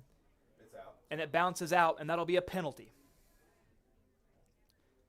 So both sides have fallen guilty to the free kick out of bounds. The Dogs will take over at the 35. Really, though, not the worst penalty in the world, though, if you're Battle Creek. You know how dangerous those Hickman County returners are, so just take it out of their hands completely.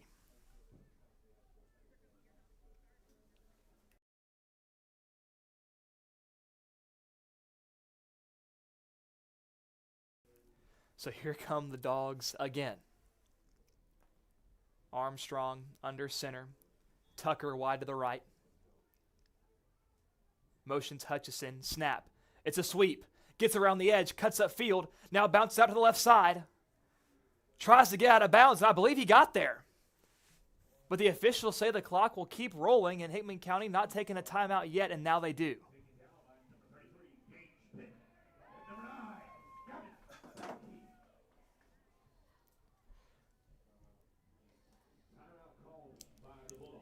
And Josh, I don't know about you, but Hickman County may try to go for it here. I mean, with how things have been going tonight, I mean, why wouldn't you?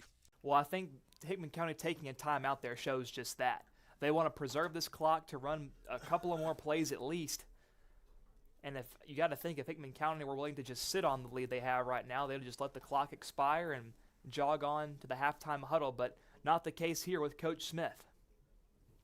With 21 seconds left to play, that last Hutchison carry went for about 5. Up to the 40-yard line, tackle was made by number 33, Gage Pitt of the Grizzlies.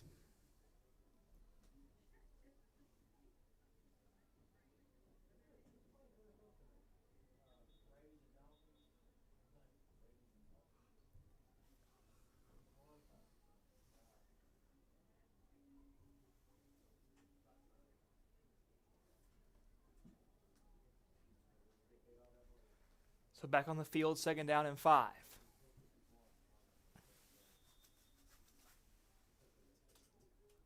Motion. Armstrong. It's a keeper, but Battle Creek was ready for it, and he is swallowed up at the line of scrimmage. 3rd down and 5 with 12 seconds and counting. Another timeout by the Dogs. Their 3rd and final of the half.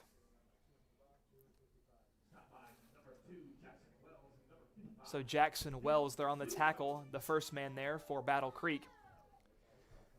So Hickman County with 9 seconds. Going to need something of a miracle if they want to find the end zone here.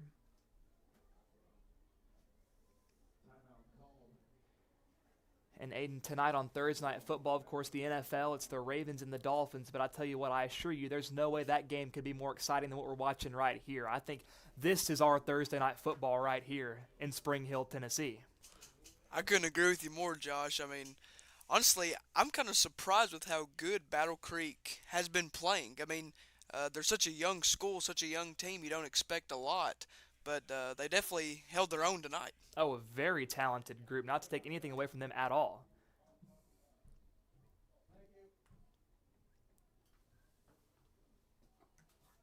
You can't always judge those who were young. And I believe that's Kraft under center taking the snap this time and not Armstrong. So might see a pass play here. Snap. Kraft wants to throw. Pressure coming. Dunks it off. Complete. 6 seconds.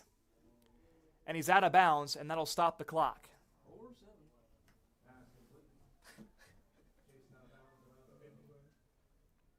So the pass was complete out of bounds. Not sure who caught it. I believe that was number 2, Devin Tucker.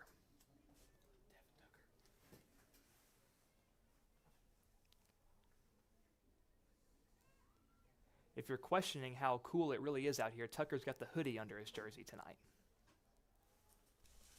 It may be cold for them, but here in the press box, they've got it pretty warm up here, Josh. Very toasty. That ball's thrown out to the right. They just wanted to run the clock out. Not wanting to force anything, any turnovers, any crazy theatrics, which could result in late first half Battle Creek points. So the Dogs content with the lead they have right now. At the end of the first half, Hickman County 33, Battle Creek 25. And it's been a thrilling game with a lot of fireworks, but I can assure you we got a long way to go and a lot more points to score. These two teams in the first half, they combined for 58 points. So, if that trend continues, we're going to see a combined total of over 100 by the time this ball game is over. But me and Aiden are going to step away for a few moments. Thank you for joining us. Don't go anywhere. We'll be back in just under 20 minutes.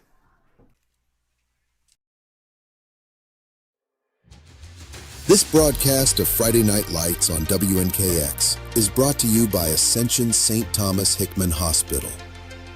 MLEC and ML Connect, your trusted source for power and broadband. Pizza Hut of Centerville. McDonald Funeral Home and the McDonald Family. Heritage Bank and Trust and Three Rivers Community Health Group in Lyles. We appreciate these trusted local businesses for making this broadcast possible. We will return in just a moment.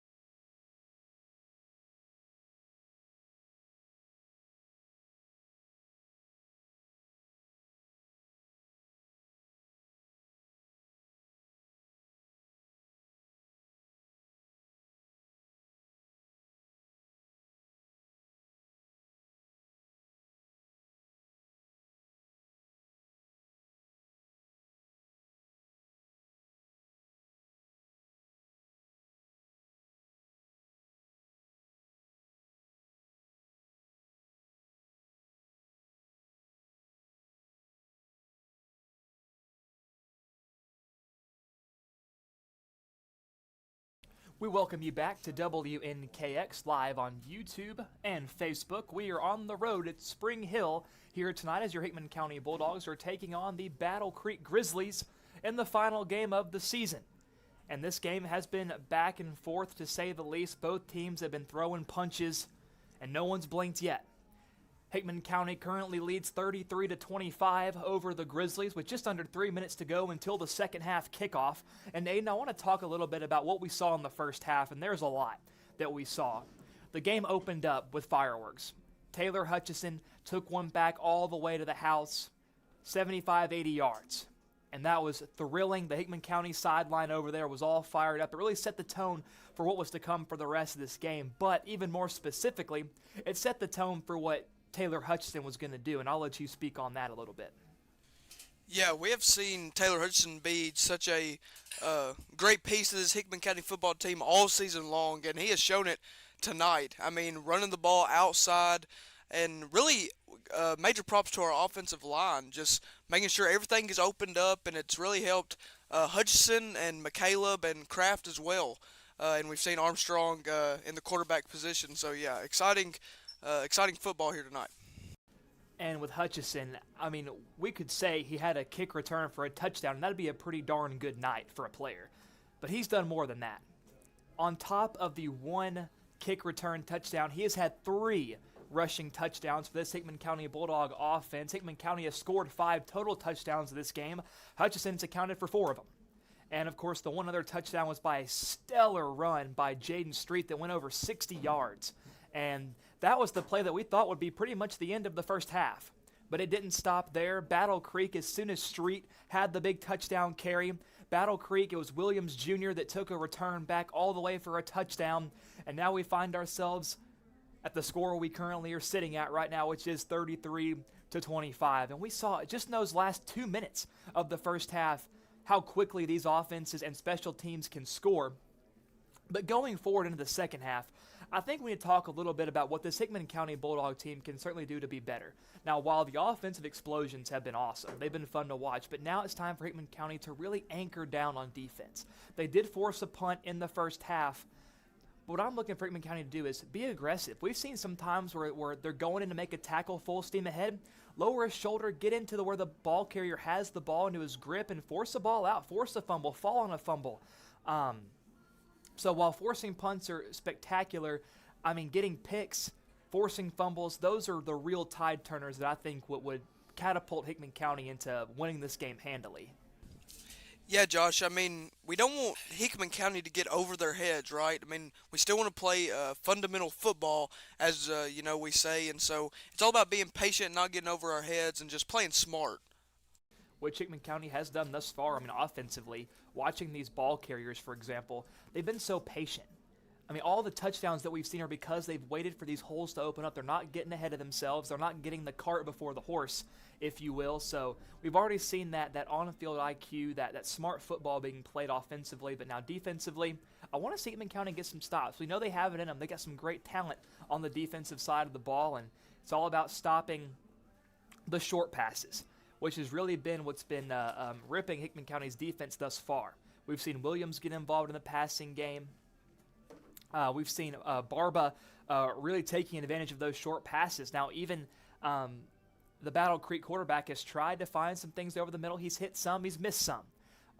But they're certainly not afraid to let him throw the ball when they need to. Of course, we've seen the running back for Battle Creek, Jackson Voorhees, also be a big piece of this offense. So they're trying to be a dynamic offense. They don't want to be too predictable. They're trying to mix in some passes, let their playmakers have their hands on the ball as much as possible. We've also seen Chris Lemming.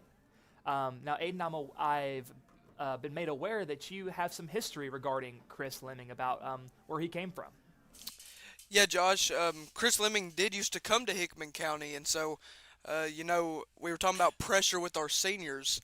Well, there's probably some pressure on him as well, going against the school he used to attend. And we know those games always have a lot of emotion behind them when you play your former team as a player, and Lemming has made the most of the touches that he's had. He's been that main guy over the middle.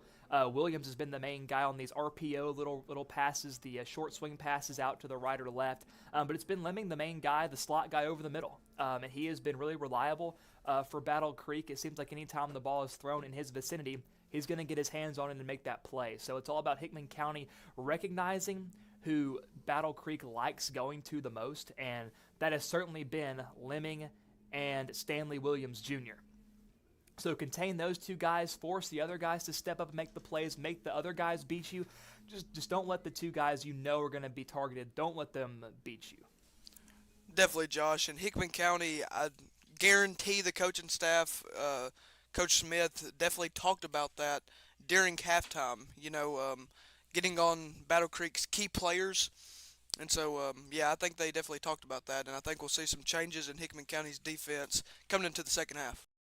And as we've already talked about earlier, these two teams combining for 58 points only in the first half, and that's really more than what we've seen from any Hickman County game this year. I mean, this has probably been the most competitive, most high-scoring game of Hickman County football. I mean, I've probably gotten a cover since last year for sure. And Josh, I mean, it's such an exciting time because it's the last game. And so as you were saying earlier, like, the final season in a TV show or something like that, I mean, it's definitely a special night and definitely a special night for our seniors. And if you can end the season, now obviously these seniors, they would wish that it could have ended with a state championship. I mean, that's what every high schooler dreams of, playing a sport. You want to win the absolute biggest prize that the sport has to offer at that level. But if you bring yourself to reality, you understand, here's what it is. I am playing in my final game as a senior. I want to go out with a bang. And if that's what you focus on, down the road when you're thinking about the final game you ever played as a Hickman County Bulldog on this football field, you're going to remember the time you had a shootout with a Battle Creek team that was very game on a beautiful field at a beautiful facility in a beautiful stadium. You went in there, you played your best ball, you left your heart on the field, and you walked out with a W. And that's what these guys are going to want their final memory of Hickman County football to be for sure. So the horn is sounded, which indicates halftime is over. Me and Aiden feasted at the concession stand with props to Battle Creek. They had some awesome concession stands. I got a bag of cinnamon sugar donuts from Donut NV, which is a food truck, and it's freshly made. All of them from scratch, and it tasted phenomenal. So if we ever get one of those down in Hickman County, I will be there. I certainly do hope so, Josh. I mean, they were very good. I mean, probably one of the best donuts I've ever had. Nothing beats fresh, you know what they say. So enough about food, though, Aiden. We got a football game to watch, and it'll be Lambert kicking things away for the Bulldogs. And the kick is away. It's bouncing towards the sideline, touched by a Battle Creek player. A little bit of hesitation, and he's going to get wrapped up. And he's still on his feet, and he's going to get past the 20, surging towards the 25. So what it looked like could have been, nothing there, turns it into something.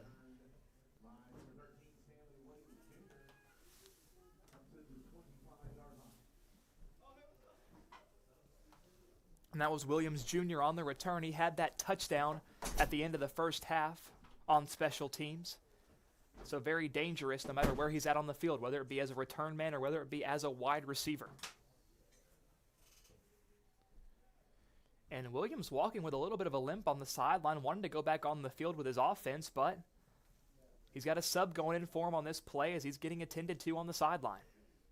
Hopefully he's all right. You hate to see anybody get injured, especially a man of his talent as well. So a quick pass out to the left, complete. A lot of room to the left, 30, 35, past the 35-yard line, down up to the 37. That was number 21, Aiden Barber, on the reception. Again, Battle Creek, Barba using those short passes to get him comfortable, to find the easy guys. And they've been in open space a lot. Hickman County just hasn't been able to jump on those routes as much as they probably would like to. So I'm expecting to see some adjustments made as far as defending those passes. Snap, give up the middle. Hole opens up, breaks free, still on his feet, and there's a car crash near the 50-yard line. Jaden Street was the first man to initiate contact, and that was number 0, Jashawn Brown, on the carry for the Grizzlies, and that'll be a first down, Battle Creek. So they're pushing it down the field. Snap, going in a hurry. Give again up the middle. This time Hickman County had it well scouted. Lewis and Smith, the two guys there for the Dogs. That was Brown again on the carry for the Grizzlies. Got back to the line of scrimmage. Second down and 10. Snap. Give again up the middle. Had a hole for a second, but Hickman County does a nice job of crashing, and John Michael Lewis had his arms wrapped around him. Only a couple on the carry. He'll get 3 or 4. So it's a third down for Battle Creek, and Hickman County looking to make a stand here. Third down and 6. Snap. Barber wants to pass. Swings it out right. Pass is complete. Makes a man miss. Still on his feet down the sideline. He's got a first down and out of bounds. And something I want to see Hickman County as well improve on throughout this game, Aiden, is open field tackling.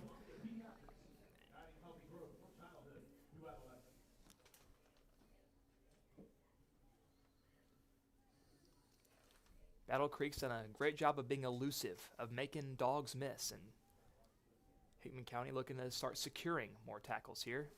So Barba in the gun. Snap. Give up the middle. Has some room, makes the men miss, and goes down to the 35. So that was Jackson Voorhees now getting more touches. We saw him a lot towards the end of the first half, and here he is again. And again, Battle Creek in the hurry up. Again, they keep it on the ground. And they're going to keep the chains moving for another first down. Down inside the 30, close to the 28-yard line.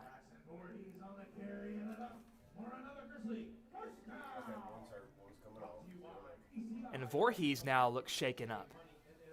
So Jackson Voorhees and Stanley Williams Jr., two of the most explosive playmakers on this Battle Creek team, seem a little banged up, and that's the last thing you want to see if you're a Grizzly fan. They're spreading the field again. 2 to the left, 1 to the right. Barba relaying the play to his lineman. Snap. Give left. Cuts up field inside. Had a bit of a hole. And gets down not quite to the 25, down to the 26-yard line, and gets about 2 or 3. Let's say the 3-yard gain, second down and 7. 8.5 minutes to play in the third quarter.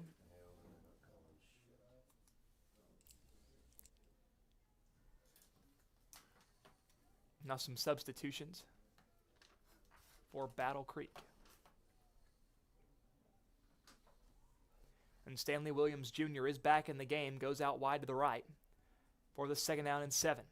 Snap, give up the middle. And a nice tackle by John Michael Lewis, and he has been racking them up today. Jashawn Brown on the carry. Gets about 3 more yards to make it a third down and 4.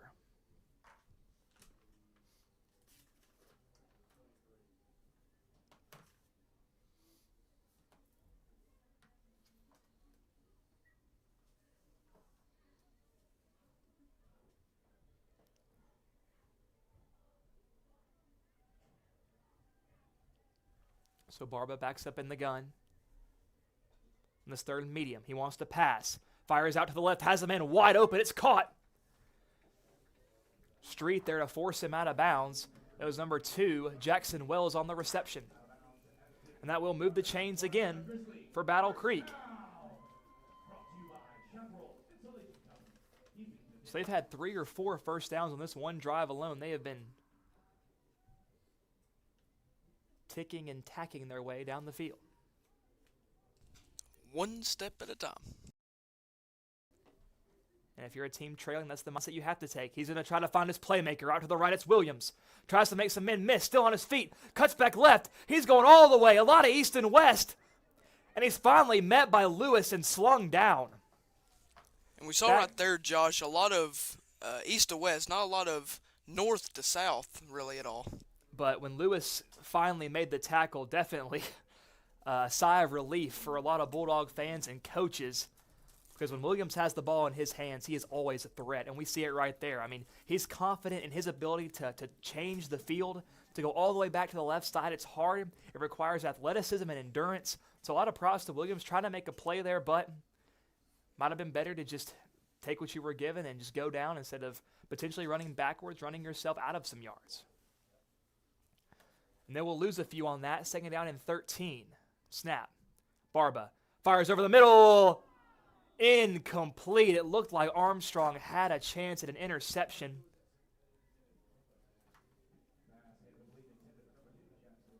We're looking for Wells. If it wasn't for Armstrong, that might have been a touchdown. So a nice play there by the sophomore. Almost took it the other direction. Now it's third down and long. 13 yards to move the chains. Snap. They want to throw again. Fires out right. Lets it go for Williams. One-on-one. He caught it. Goodness gracious. And Josh, you have to give credit where credit is due. That was a phenomenal catch. Phenomenal throw, honestly, as well. I mean, and if you're Hickman County, I don't know what else you could have done there. You had one-on-one. He was playing in front of his man. Didn't give him really much space at all. But he just went up. Barba threw it only where his receiver could get it. Williams showing off the athleticism, showing off the hands. And now all of a sudden, we are a 2-point conversion away from a tie ball game.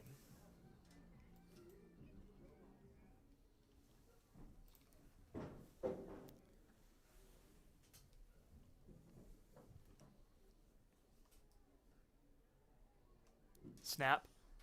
It's a keeper up the middle. Darting forward. He's close. He's not going to get it. So the Bulldogs are going to stay in the lead 33-31 after the direct snap to Chris Lemming.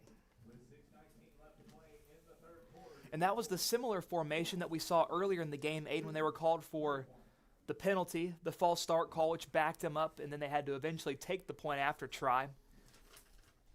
But they must really like Lemming in those short yard scenarios when they need a 2-point conversion. He's been reliable in the passing game, so why not put it in his hands to try to get you a tie ball game? Definitely, Josh. And just change the subject, when we were talking about injuries earlier, injuries has really hurt Hickman County this season early on against Fairview, but I feel like Hickman County has done well in putting other players in different positions, knowing that Sims and Spiegelmeyer are out. And, of course, we saw that as well with Lewis having to be the leader, be the quarterback, if you will, in the absence of Andy Kraft. And now we have a whole nother face now taking snaps in Braden Armstrong, and he's done a phenomenal job here tonight. Of course, not passing necessarily, but he's still been a leader out there on the field taking snaps, relaying information from coaches to players, and he's done his job. He has done exactly what Coach Smith has asked him to do, and Hickman County, only now having a 2-point lead, are going to need that to continue. There's no time to become lackadaisical when you have a team that's right on your heels. And Deso boots it away. It's a line drive kick. Sails over the head of Kennedy, and he's going to field it inside the 5. It's a gutsy call. Following his blockers, lowers his shoulder and surges past the 15. Gets down to the 17, 18-yard line.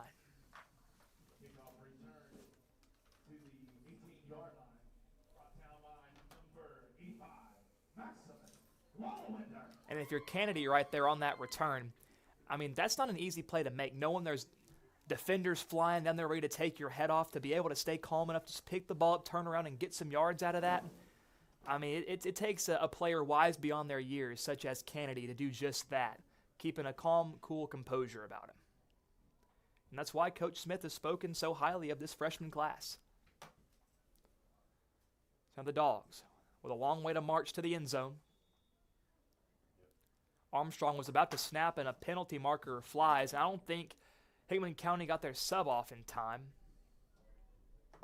And it will be 12 men on the field called against the Bulldogs.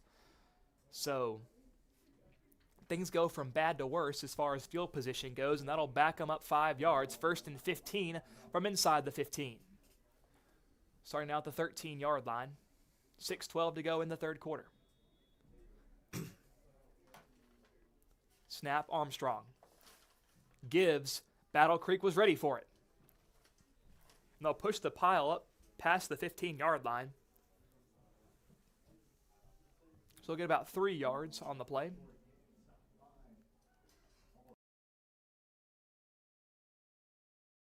And in the massive humanity, we couldn't even make out who that was that had the football.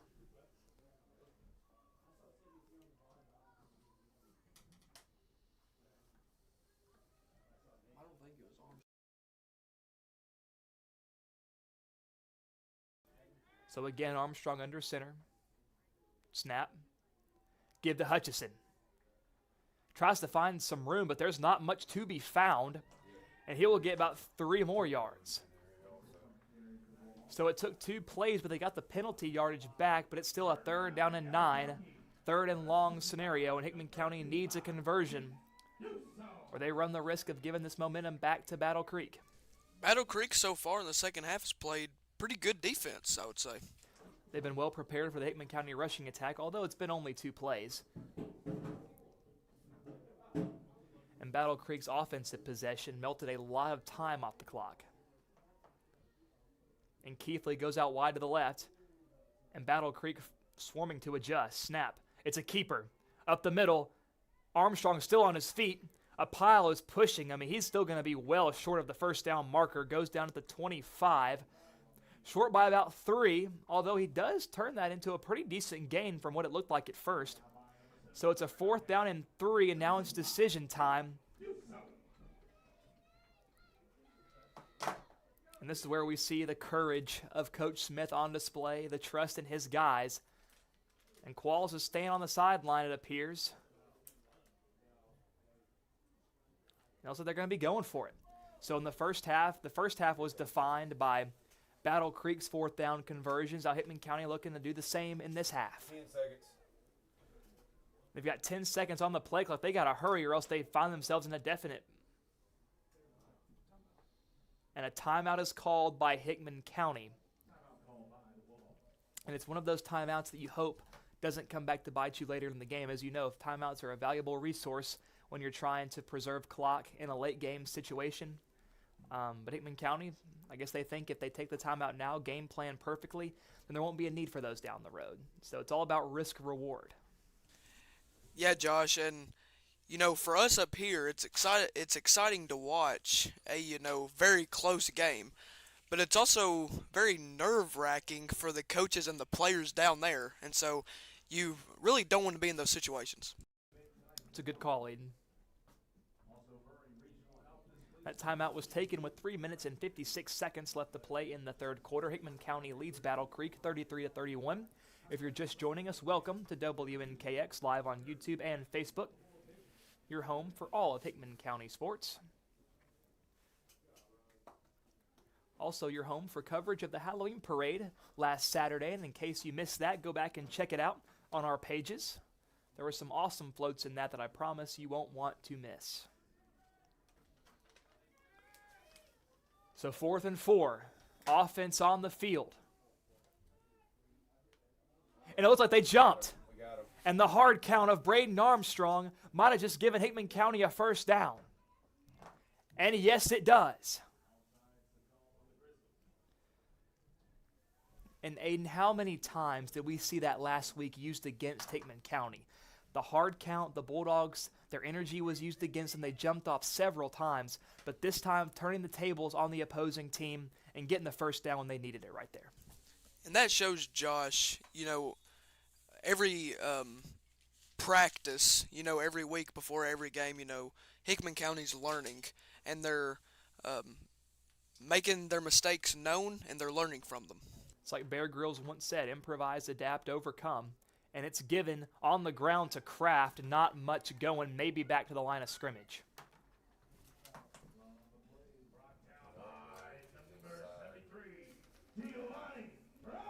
So they'll stay at the 30, and oh my goodness, a Battle Creek player goes down, and he was limping off, trying to get off as fast as possible.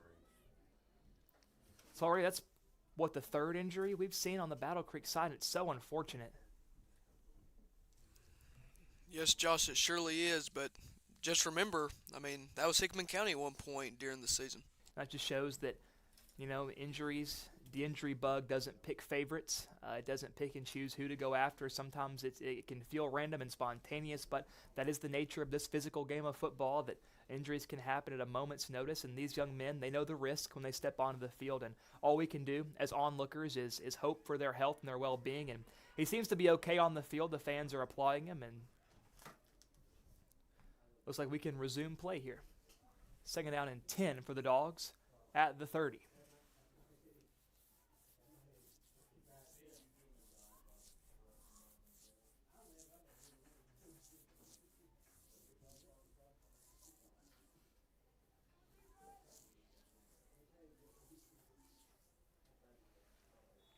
Armstrong under center. Snap. It's a little trickery there. Gives it to Hutchison, and Battle Creek had it well scouted, and he's going to lose 5. And that was number 2, Jackson Wells, one of the targets of Barba offensively on the last drive, and now making his presence felt on the defensive end. So another 3rd and long situation for the Dogs.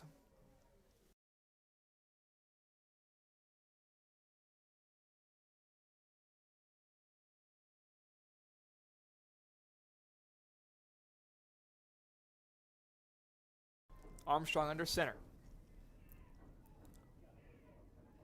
Snap. Give up the middle, and it looked like McCaleb had a hole, but the whistle blows, and it will be an offsides call on Battle Creek. So the 2nd offsides penalty this drive, and once again it helps the Bulldogs.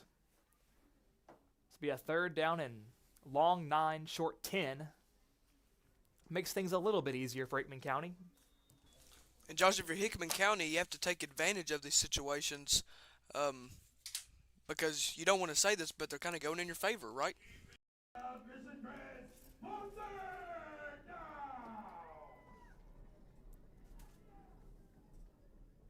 Quarterback in the gun.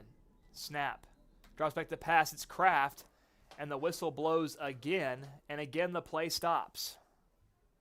And it's a timeout, Grizzlies. And I was at that coaching sideline of Battle Creek was incensed. They were livid at what they saw, something down there on the field they didn't like. So much like Hickman County, take the timeout now, because if the Bulldogs convert this 3rd and long, they keep moving down the field and score a touchdown. Well, once again, it's back to a 2-score game potentially. So I don't hate the call there by the Grizzlies.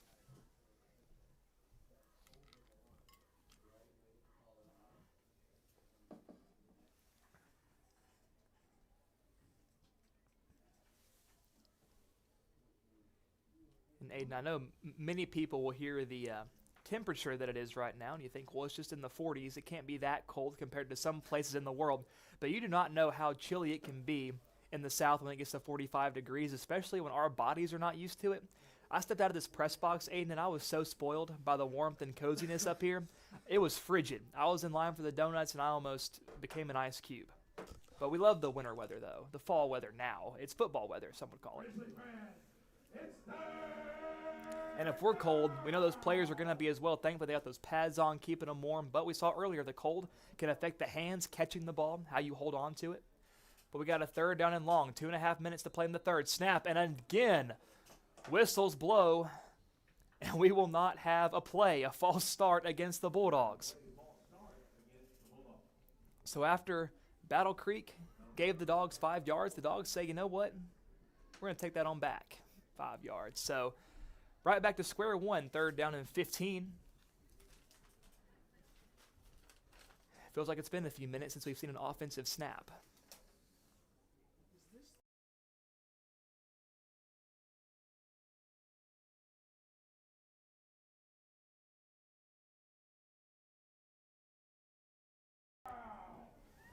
So 3rd down and long, Kraft, the quarterback this time, in the gun. Snap, wants to throw. Pressure picked up, has time, rolls right, and he lost the ball. And Battle Creek thinks they got it before it went out of bounds, and they do. So Battle Creek with the loose ball on the sideline. They'll take over 1st down.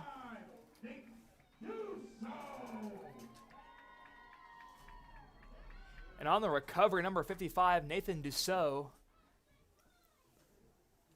And Josh, if you're Hickman County, you hate to see that, but man, Battle Creek put the pressure on Andy to make a quick decision. And defense has been a lot more solid for Battle Creek in this half thus far than it was in the first. Now Hickman County's defense already having their share of struggles. Life not any easier for them, backed up already inside their own 30. Snap, pop pass to Wells. Gets out to the right. Is hit still on his feet. Goes to the sideline, still up. Goes towards the chains and is finally wrapped up and taken down by a few dogs there. But the flag comes in the backfield. More than likely a holding call.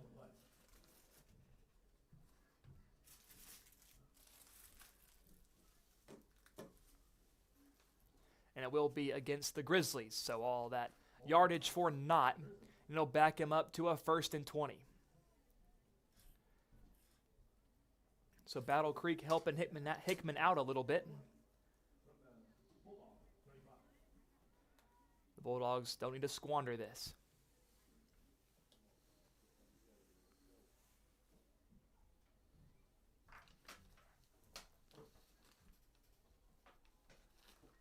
You got to watch the top of your screen. That's Stanley Williams Jr. one-on-one on an island. Snap. Drops the pass, scanning the field, goes through his progressions. Pressure coming, fires to the left side, and he's wide open!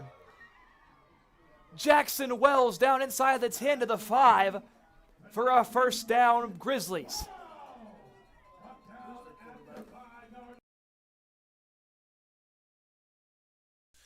I'm telling you, Josh, Colton Barba really showed his arm right there on that play. That was a great ball, and really with how open Wells was, Barba just had to put it in his general vicinity. And they're marking off the pass play, so it's holding yet again. So Hickman County catches a lucky break. It's a 1st down and 30. But Barba with the improvisation right there, the escapability, keeping his eyes downfield. Such a phenomenal play that was. And if you're Battle Creek, you got to feel a little bit dejected, but you got to keep your head up and try to do it again. Williams again, all by himself up top, one-on-one. Snap. They're going to give up the middle to try to get those yards back, and they will. A lot of room, still on his feet. Cannot tackle anybody. And in one play, they get 20 yards. Jay-Sean Brown. So it's hard to believe that a 20-yard carry is not enough for a 1st down. As a matter of fact, it's still 2nd down and 11 for the Grizzlies, but they're in a lot better shape than they would have been otherwise. Once again, Hickman County is unable to secure the tackles. Yeah, he's stretching that shoulder up. Barba in the gun. Snap. Pass play. Whips it out quickly to the right. Nobody within 10 yards of Williams, and that's going to be near the 1st down marker. Almost a 1st down. Might have been a little bit short. So it will be 3rd down and maybe a yard or two. So all of a sudden, the Grizzlies back in business after the 2 holding calls.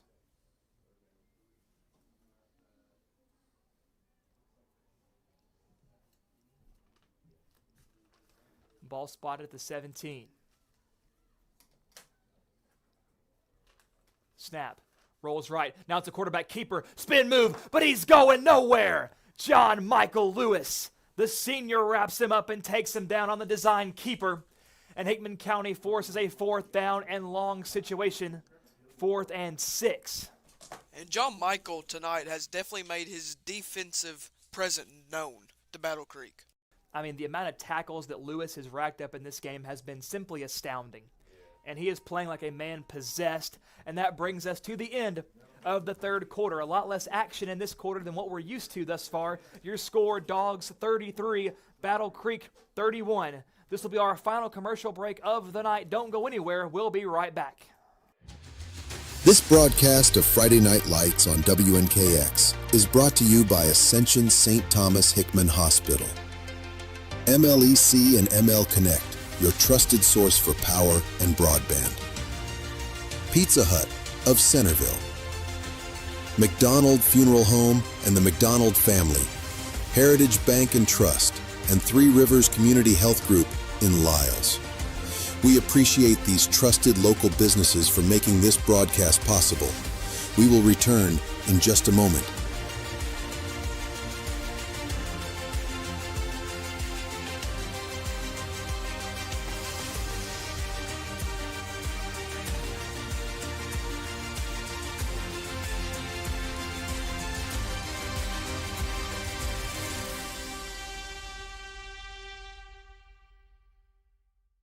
And welcome back to Hickman County versus Battle Creek.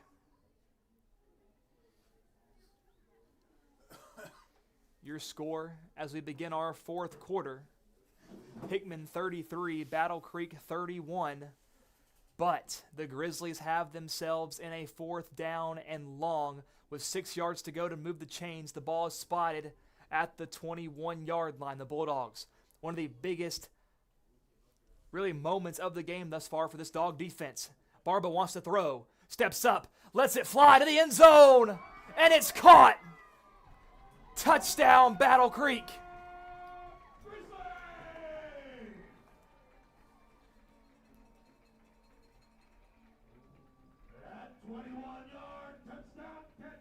A 21-yard touchdown pass and catch to who else but number 13, Stanley Williams Jr. And now for the first time tonight, Battle Creek has a lead.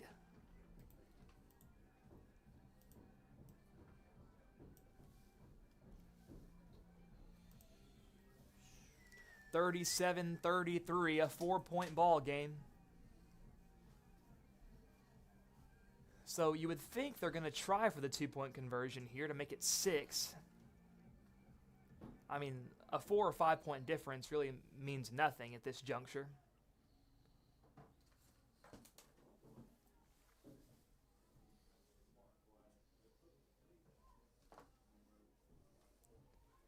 And it looks like the offense is going to stay out there. And again, it's number 5, Chris Lemming, taking the snap. And he's going to run it right up the middle. And he's got it. He spins down and inside the goal line. The 2-point try is good.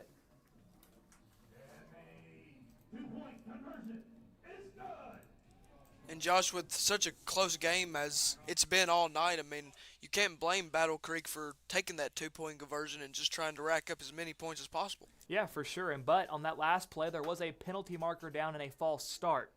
So hold your horses. It's still 37-33. So Hickman County has really been getting some big breaks as far as penalties go. But can they capitalize?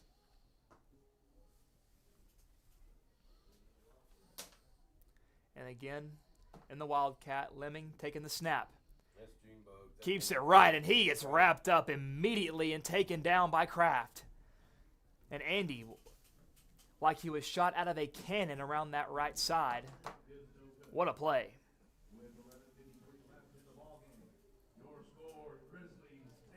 But the Grizzlies do have the lead with 11:53 to play in the game, 37-33 in favor of Battle Creek. And Josh, if you're Hickman County, you have no time to waste, right?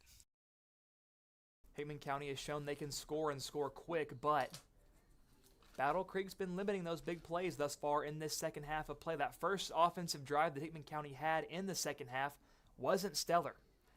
They weren't able to move the ball as easily as they were able to in that first half. So going to need some sort of mix-up, some change here, whether it starts up front or with the ball carriers. That remains to be seen.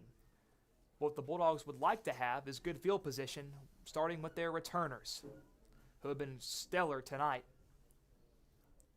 Jacoby Pittman and Taylor Hutchison. And it's Dessau setting it up on the tee, ready to kick it away.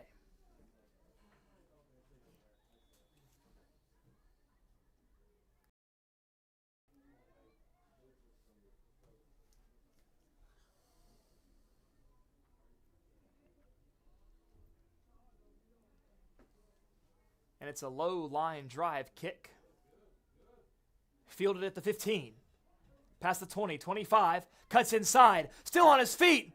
down the sideline, 45-50 in to Battle Creek territory, and it looked like maybe even a horse collar at the end of the play right there, but I don't see a penalty there, but there is one behind the play. And that's going to be a holding call against the Bulldogs.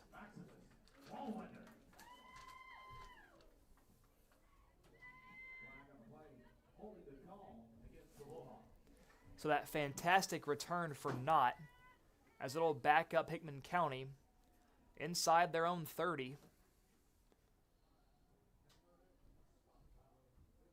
Inside their own 25 at the 22. So that is a 25-plus yard swing, which could have been the 50, now at the 22-yard line. Hickman County did change some offense together. Snap. They go up the middle, pushing the pile, and it's a modest gain of about 2 or 3. That was McCaleb.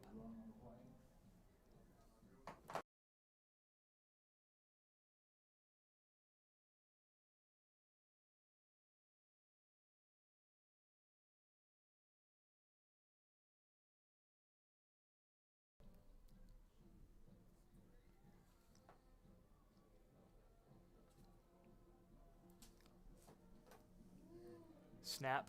Armstrong is going to keep it right. Armstrong accelerates. That's a first down for the Dogs.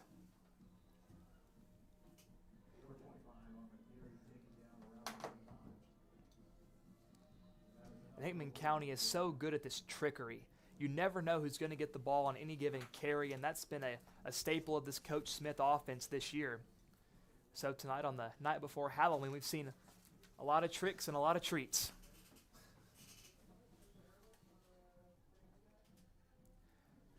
Armstrong got up to the 35-yard line for the Bulldog first down. Winds under 11 minutes to play in the game. Motion street. Snap, fakes the toss, sweeps it inside. A big hole opens up. Great blocking, and McCaleb's got room into Grizzly territory down inside the 45. Spotted down at the 43. And Aiden, I know we talk a lot about McCaleb's size and strength, but I think he's wanting to put all those allegations to rest that he's not fast. I mean, he accelerated with the best of them right there on that carry. And if you're Hickman County, I mean, McCaleb, honestly, all season has been the driving force of getting yards. So when they're in these close scenarios, why not give them the ball? One receiver out wide for the Dogs. Snap. Armstrong gives left to Hutchison, but he runs into a wall of defenders, and I don't think he got back to the line of scrimmage. It'll be a loss of a yard for the Dogs. Number 0, Jay Sean Brown, there on the tackle for Battle Creek.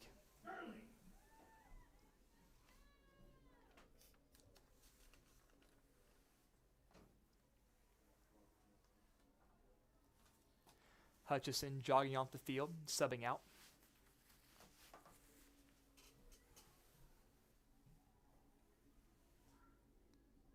Snap. And Armstrong lost the ball, but picks it up and stays on his feet, tries to cut back inside, and taken down back in Hickman County territory.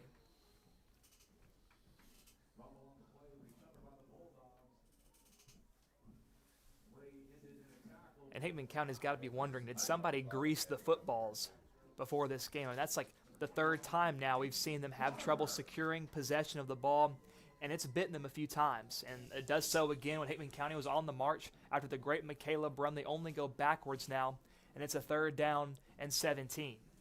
You don't like to see it, Josh, but I'm very glad Armstrong was able to recover the ball and not let Battle Creek get the ball where they have opportunity to score. Well, and Armstrong there, the fact that he kept his feet and was able to try to turn it into something was impressive, and whistles blow and flags fly, and it looked like a early movement by the Dogs. And it was an illegal substitution call against Hickman County. That'll back him up even further. So it's a 3rd down and 24 for the Dogs. This is the chance the Grizzlies have been waiting for to take control of this game firmly. The Dogs need something big here. Motion, snap, gives to Street, tries to accelerate, but he's tripped up and taken down. And that was, I mean, if he accelerates that corner, potentially a touchdown-saving tackle. That was a clutch and big-time trip up there by the Grizzlies to contain the speedy Jaden Street. But now on 4th down and what feels like forever to go. I mean, you're only down 4 points. I mean, punting isn't the worst thing here. Trust your defense to make a stop, but the Dog offense looks like they haven't left the field.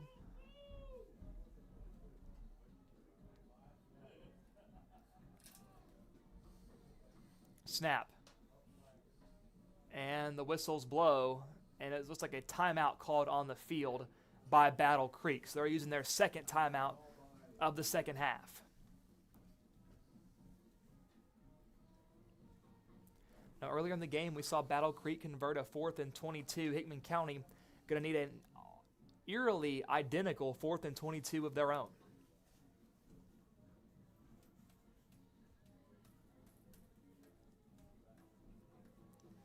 Hickman County, maybe you should get the guy on the team that can throw it the absolute furthest and say, just let it rip and see and see what can happen. Let your receivers try to make a big-time play downfield, but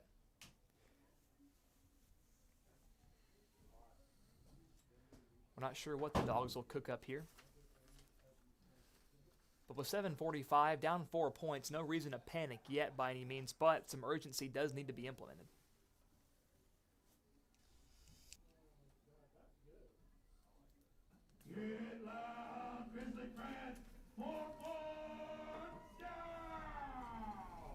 Quarterback in the gun. 2 receivers left. Snap. Rolls left. It's some trickery. It's Devin Tucker. He lets it fly. And it's incomplete. Looking for Blystad downfield. Thought he had him. I love it, Josh. I mean, if that was completed, that would have been the play of the year, play of the century. Probably the greatest play in Hickman County football history. And Tucker, not a bad arm on that young man. I haven't seen him throw a lot. And, you know, if that pass is maybe just an inch or so higher, an inch or so left or right, that might have been caught by Blystad, and now all of a sudden we're singing a different tune about this football game. But now reality sets in. The Dogs are trailing by 4. Battle Creek has the ball in Bulldog territory. They need a stop.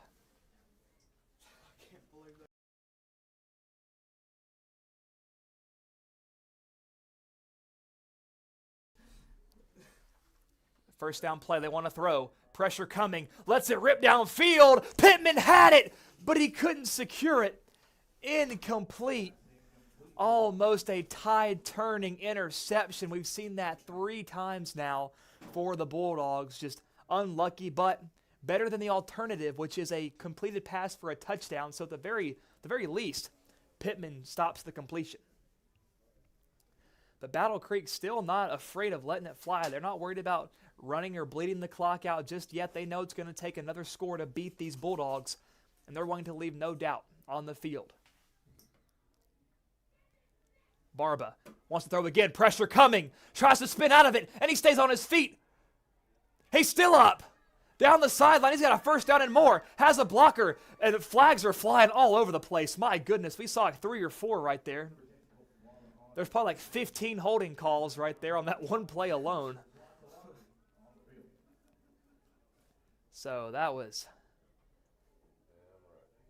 looked like my laundry basket in college, just all over the place, just piling up. And that's going to help the Bulldogs. What looked like was almost a big-time sack still turns into a loss of 10. So could have been worse.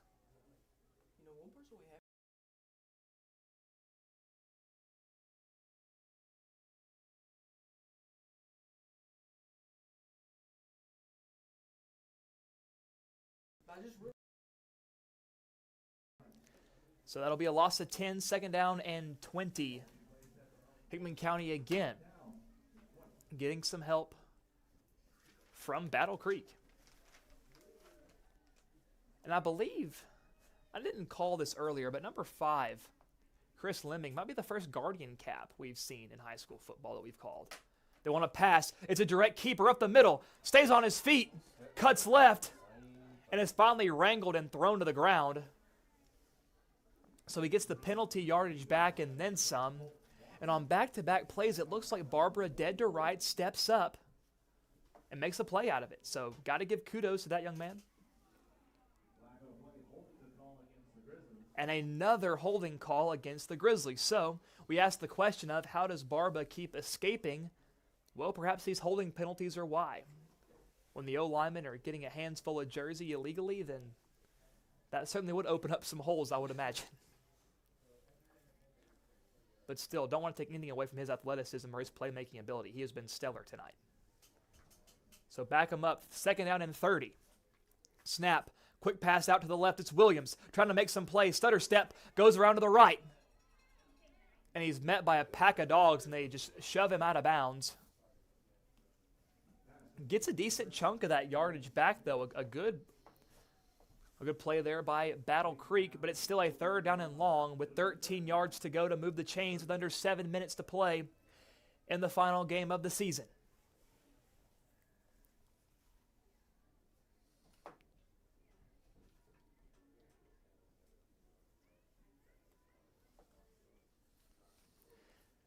And we cannot express how important this 3rd down is. Snap. Looks right. Now fires. Williams is by himself. And that's a touchdown for Battle Creek. Some miscommunication from the Bulldogs secondary. And Stanley Williams Jr. with a 48-yard touchdown reception.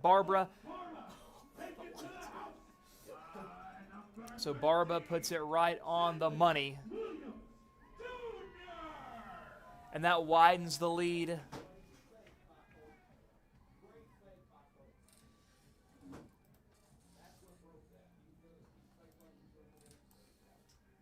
It's a 10-point game now with a point after pending.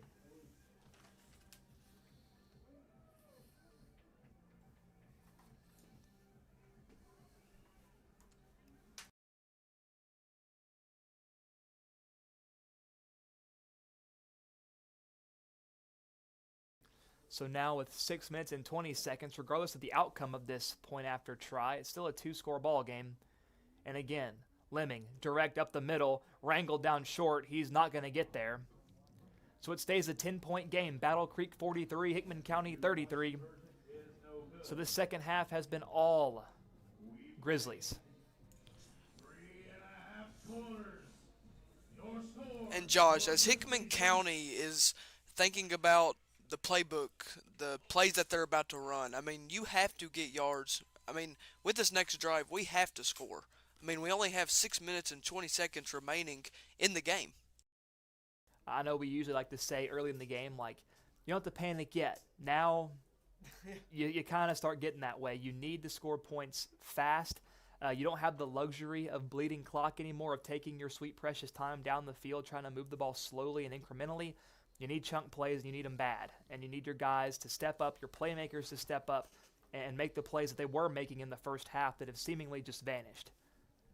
But give credit to the Battle Creek coaching staff for making those big-time adjustments that have resulted in them having now a 10-point lead.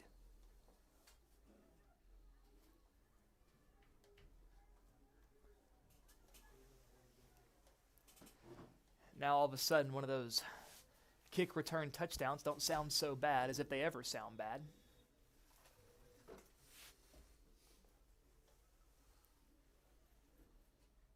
It's going to be up to Hutchison or Pittman. DeSoe. It's a short kick, wisely keeping it out of the hands of Hutchison. But there's Jackson Smith still on his feet and taken down just shy of the 40, so still pretty good field position for the Bulldogs. But I think Battle Creek there was just trying to take out the possibility of a kick return touchdown. Because if Hickman County strikes super quickly, then we're back where we were just a few minutes ago. Down by just a couple of points. There's still plenty of time left. Definitely, Josh, and if you're Battle Creek, that's not a position that you want to be in at all. I mean, if you're Battle Creek, they're in a phenomenal position right now, honestly.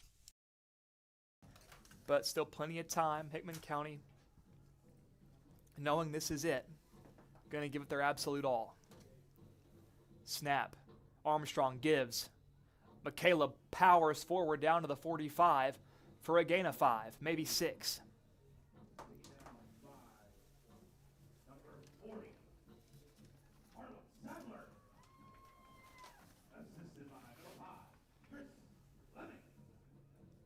Hickman County hurrying up to the line. Snap. Up the middle to McCaleb. Follows his blocks. Close to the first down marker. I believe he might be a yard or less short of the line to gain. So third down and a few feet.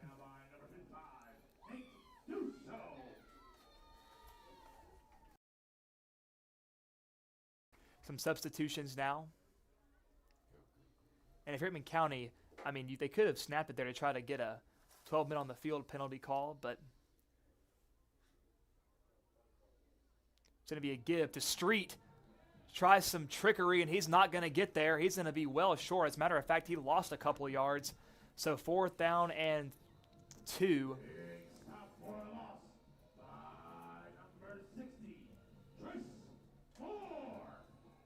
So 4th down and 2, and it's hard to say this is the game right here. So the clock rolls. 5 minutes to play. 4th and short. The Dogs need this if they want to have a hope of winning their final game of the season.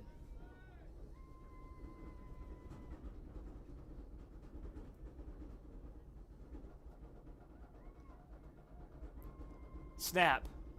Give. McCaleb fighting forward, not giving up, and he's got the first down. And we've seen McCaleb all year never giving up. He always goes 100% in every play that he has the ball. Does it right there, and I'm sure his seniors on the team with him are going to be very grateful. They keep him alive for a little bit longer. But still, 4.5 minutes, they got to go. They got 50 yards to find the end zone still. Snap. Give again. McCaleb, only a few yards on the play.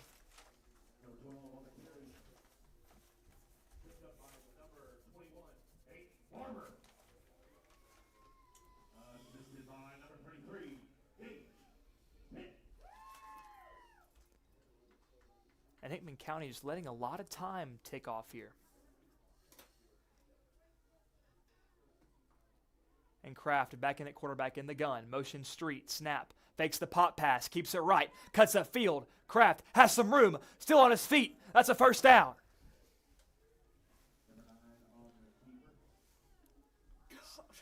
Kraft is just so reliable. When you need some yards, just put it in his hands and let him work. I've enjoyed Josh seeing Kraft in the running back position tonight instead of the quarterback position. I think he's done a phenomenal job. He does a phenomenal job in both positions. So 1st and 10 for the Dogs. Snap. They want to throw. Kraft fires right to Johnson. It's caught! One-handed! But he lost the ball. And I think they marked him down. They said his knee was down.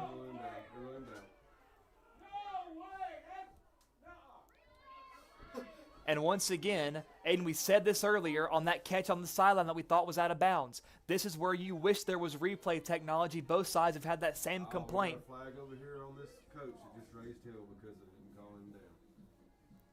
And the Battle Creek coaching staff is absolutely livid on the sideline with the officials.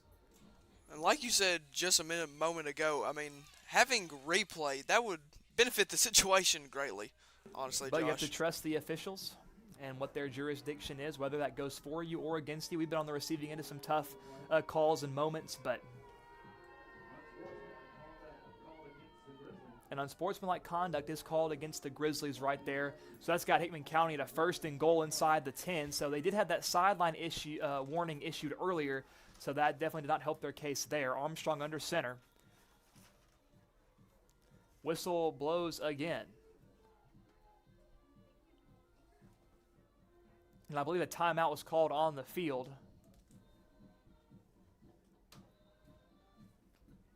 Not sure. Maybe it was Battle Creek taking their final timeout. I didn't see Hickman County try to signal a timeout.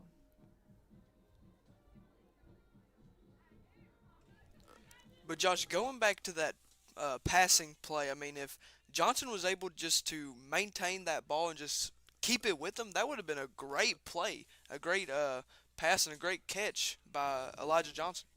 Well, Aiden, you're in luck because that was still a catch.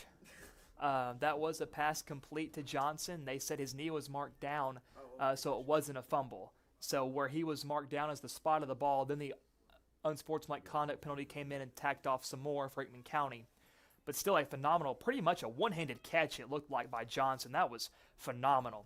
And it's crazy because you and I were talking at halftime how we haven't seen a lot of Eli Johnson in this game. So one of the first times we see him targeted tonight, he makes a stellar catch. Yeah, Josh, and thank you for the clarification. I was mistaken with that call. It's all good. It happens to the best of us.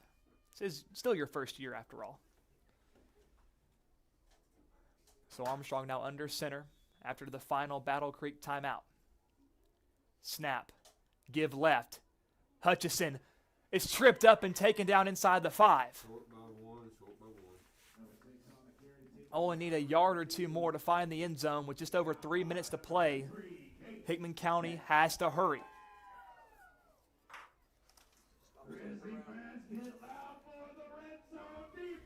Why are we standing? Under center is Armstrong. Snap. Give to McCaleb. Battle Creek was ready for it. And that play's going backwards. 3rd down and goal now looming.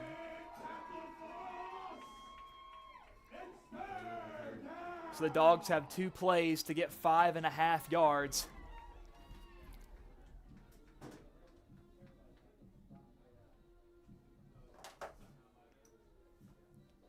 And a timeout was called by Hickman County.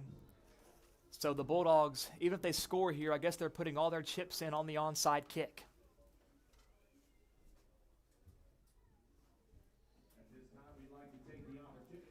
And this game has had pretty much everything for everybody. It's been chaotic. There's been a lot of emotions involved, a lot of points scored in this game. But Hickman County has yet to find the end zone in this second half. So no time like now to do that.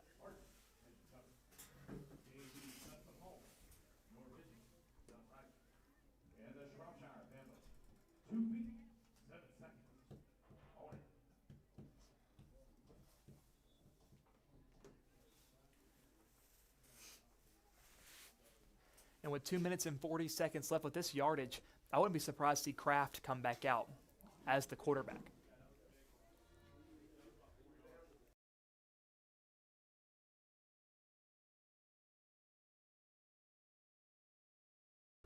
Still looks like Armstrong under center.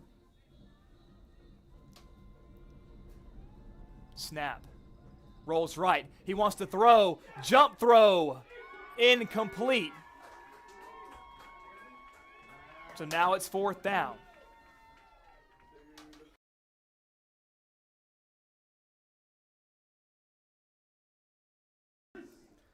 So 4th and 7. What could potentially be the final offensive snap on the 2025 football season. It's got to be your very best. It's now or never, Josh.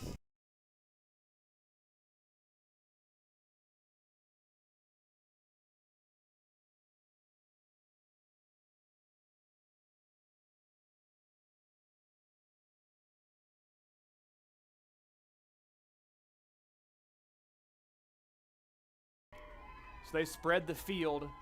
Timeout taken by Hickman County, their 3rd and final.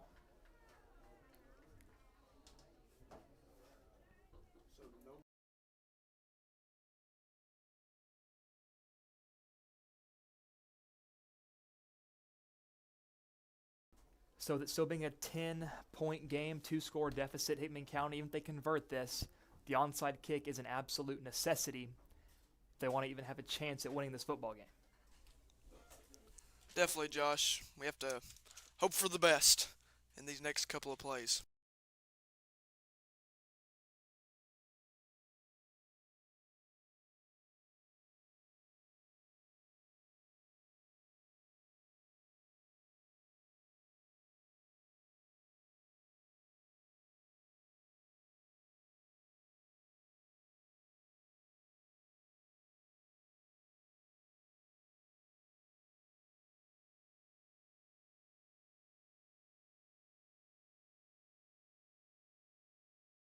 Might see a little bit of a hard count here by Hickman County, trying to get themselves a little bit closer, trying to get Battle Creek to jump off sides. In the gun. Armstrong. Motions Hutchison. They're going to put it in his hands. No, Armstrong keeps it, cuts up field. He's pushing, he's fighting, but he is short. And Battle Creek with the goal line stand. And with 2 minutes and 28 seconds left to go in the football season, Battle Creek, barring a miracle, might have just sealed it.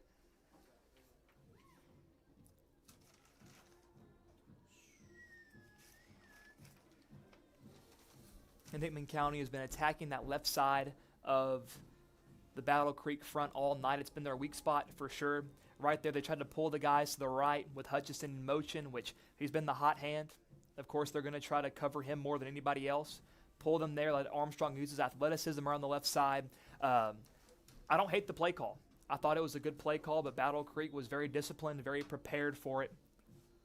And now they're going to throw it on 1st and 10 from inside their own goal line, and Williams is wrapped up and taken down. Get about 6 yards, so the decision to throw there, a little baffling when you could just run it, run the clock out, and get out of here with a W, but they're still risking keeping it in the air. And Josh, I mean, whoever the winner or loser is in tonight's game, I mean, these two teams have had a dog fight tonight. I mean, they have played very hard, and they've left everything on the field. Again, they want to throw. Looking. Got him. He just throws it away, and an O lineman, there's nobody in the area. The ball would not have made it back to the line of scrimmage. We got the grounding. We got the flag. And they, oh my goodness. Yes. And there's a grounding call in the end zone. That's a safety, and the Bulldogs will have the ball. With an 8-point deficit, the Bulldogs will have the ball and have a chance to tie this game with 1 minute and 50 seconds left. What have we just seen? Dropping back to pass when you have the game won. And we have stunned silence has befallen Battle Creek here tonight, and I am in shock right now. Are you lost for words, Josh? A little bit. In Hickman County, you've got to capitalize. Fate has decided that you get another shot at this, and you cannot let it go to waste.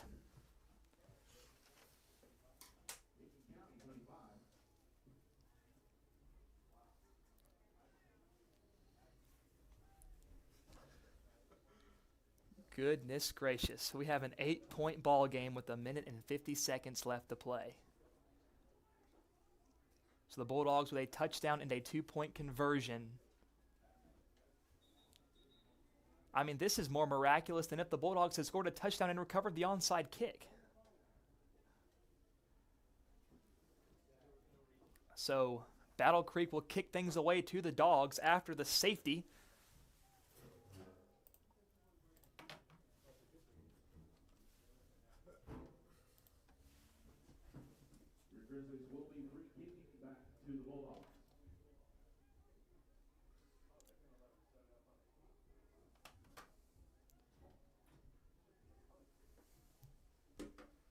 They will be kicking off of a tee here. Now with the safety rules, you can choose to punt it or you can kick it away.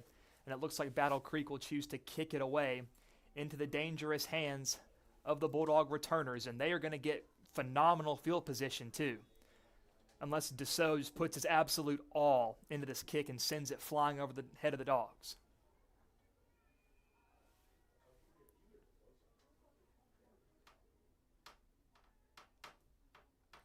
And here we go.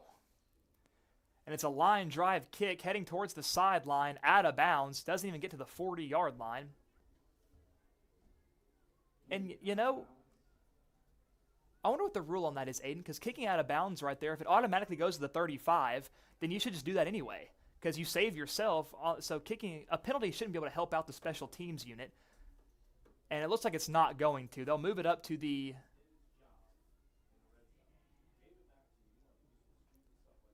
So they're going to move it up to the 45, I believe. So Hickman County will have the ball in Battle Creek territory with a chance to tie.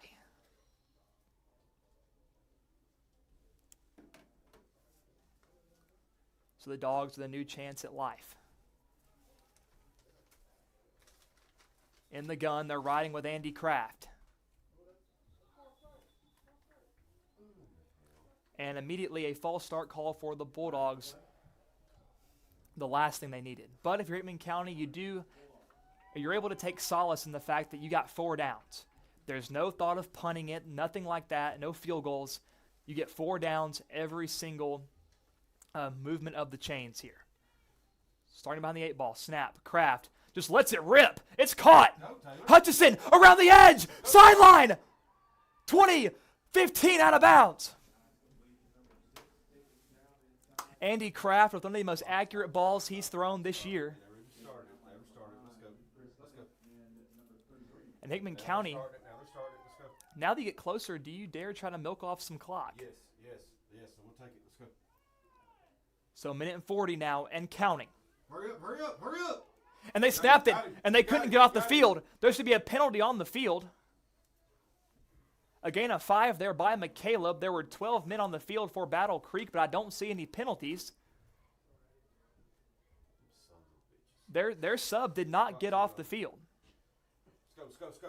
But it's still a gain of 5 for the Dogs, moving in the right direction. They can still get one more first down before the goal-to-go situation. Quick snap. Give right. It's Street. Sideline. Street. Dives. He's close. And he's just short. Come on. With 60 seconds to play.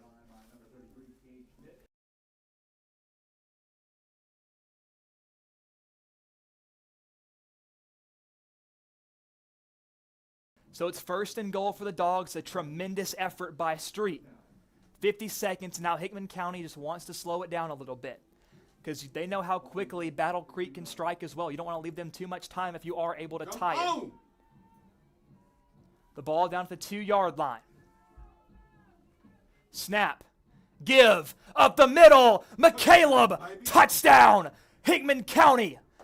And now Let's go. Let's get this thing.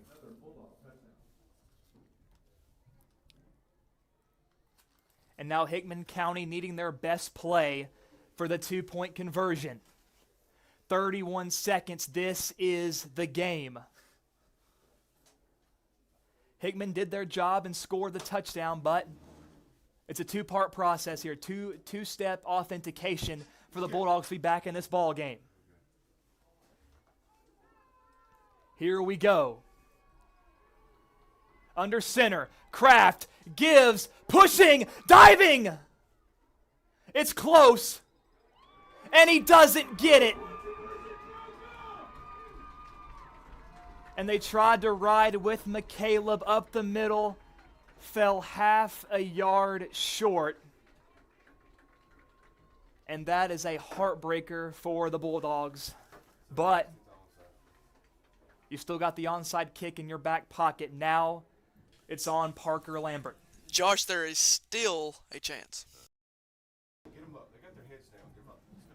If fate has it, as we've seen it thus far tonight, Hickman County already had a miraculous chance to even tie this game to begin with. Now can they get one more miracle? Will lightning strike twice with Parker Lambert?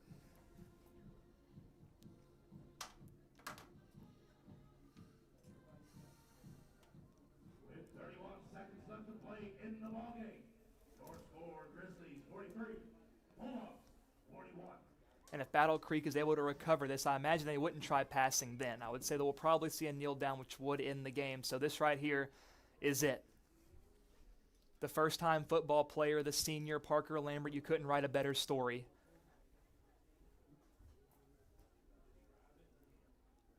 Looking for an onside kick.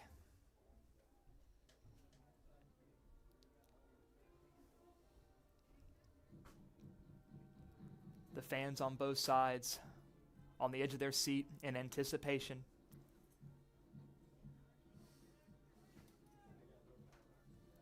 Neither team has any timeouts left. And the officials stopping play here. Not really sure what they're discussing. And finally, gives way to Lambert. Here we go, Aiden. What does Parker Lambert have in him?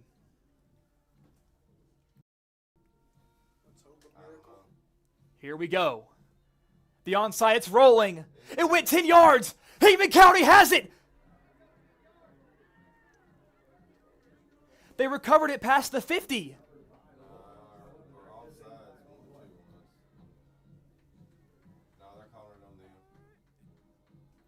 It looked like Hickman County had it past the 50, and we're waiting for the official ruling.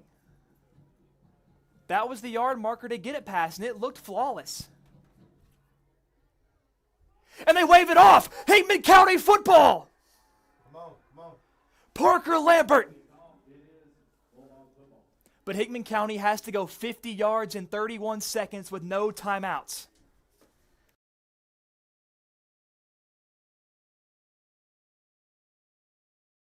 Still no easy task in a run-heavy offense to go this distance in this time with no timeouts.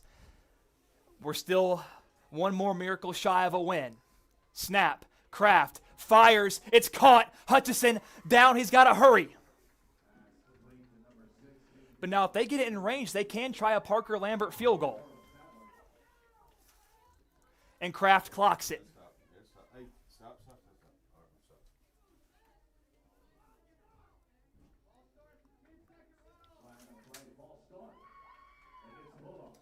And a false start called against Hickman County. Looked like they had a chance to clock it. They went a little too fast. So 18 seconds, second down and 8. We know Parker Lambert has a leg. The Bulldogs know there is no running the football here.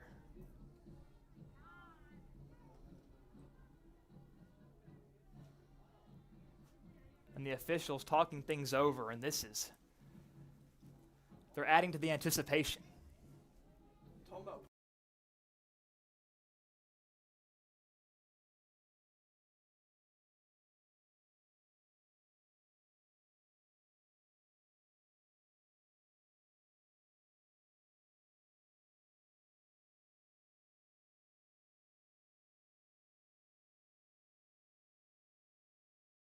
And some substitutions now for Battle Creek. 10 seconds left to play. So with that false start, there was a runoff.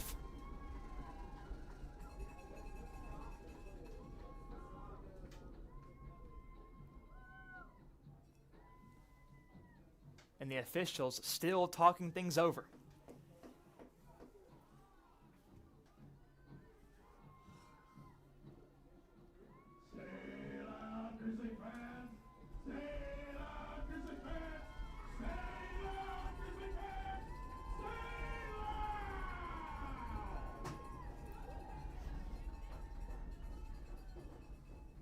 So maybe we'll get to see how this game ends here before too long. Not really sure what the wait is. Maybe discussing the 10-second runoff?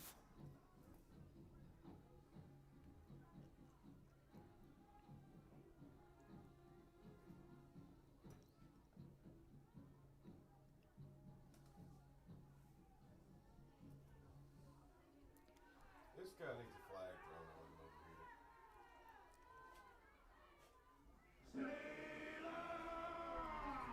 And the officials still arguing that the Battle Creek head coach, no flags yet, but if you're the coach, you got to back up here.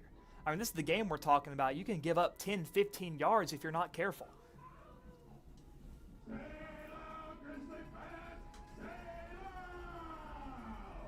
So 10 seconds. My goodness, we have still not taken a snap in the last 5 minutes of play.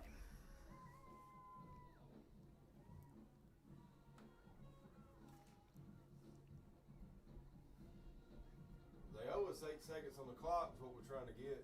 They ain't giving it to us.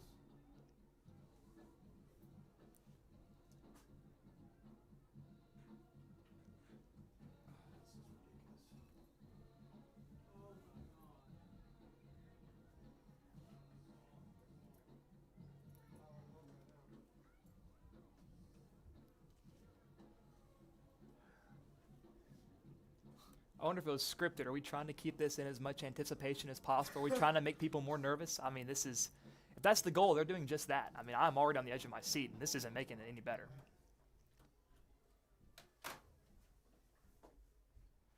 I would think, Aiden, they're talking about the clock.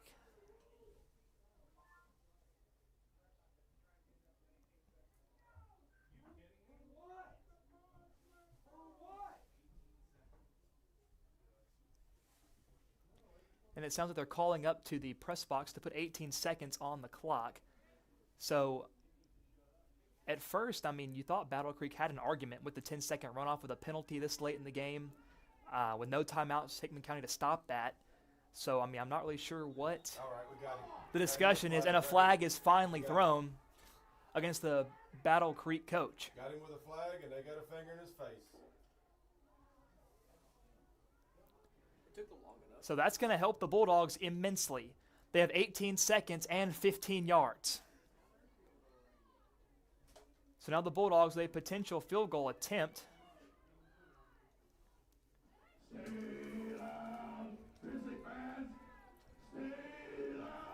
And Battle Creek trying to stay behind their team here.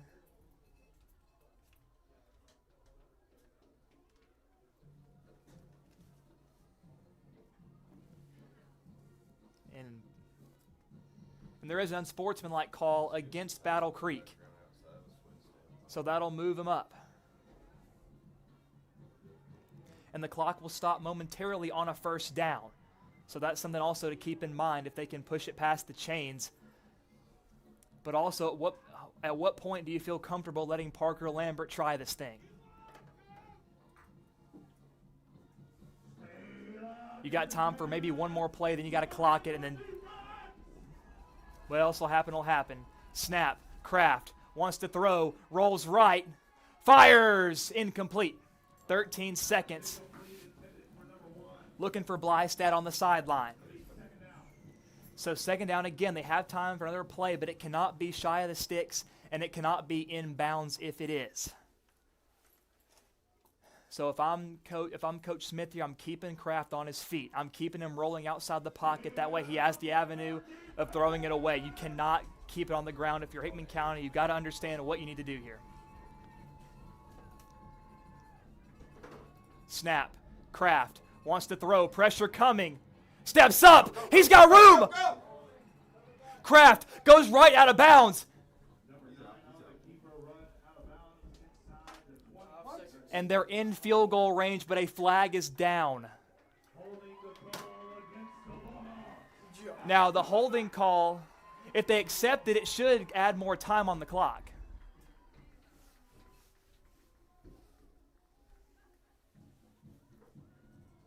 Now, if they decline the penalty, then yes, it stays 5 seconds. But since they accepted it, Hickman County should get it back to 13 seconds.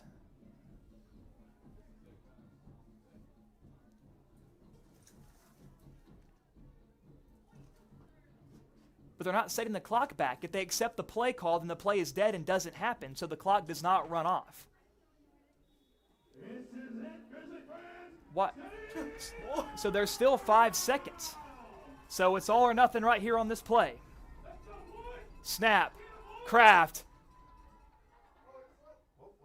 And it slips out of his hands, incomplete. And that'll do it.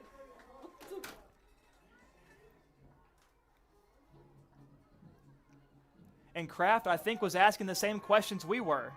They accepted the penalty, so they got more time on the clock.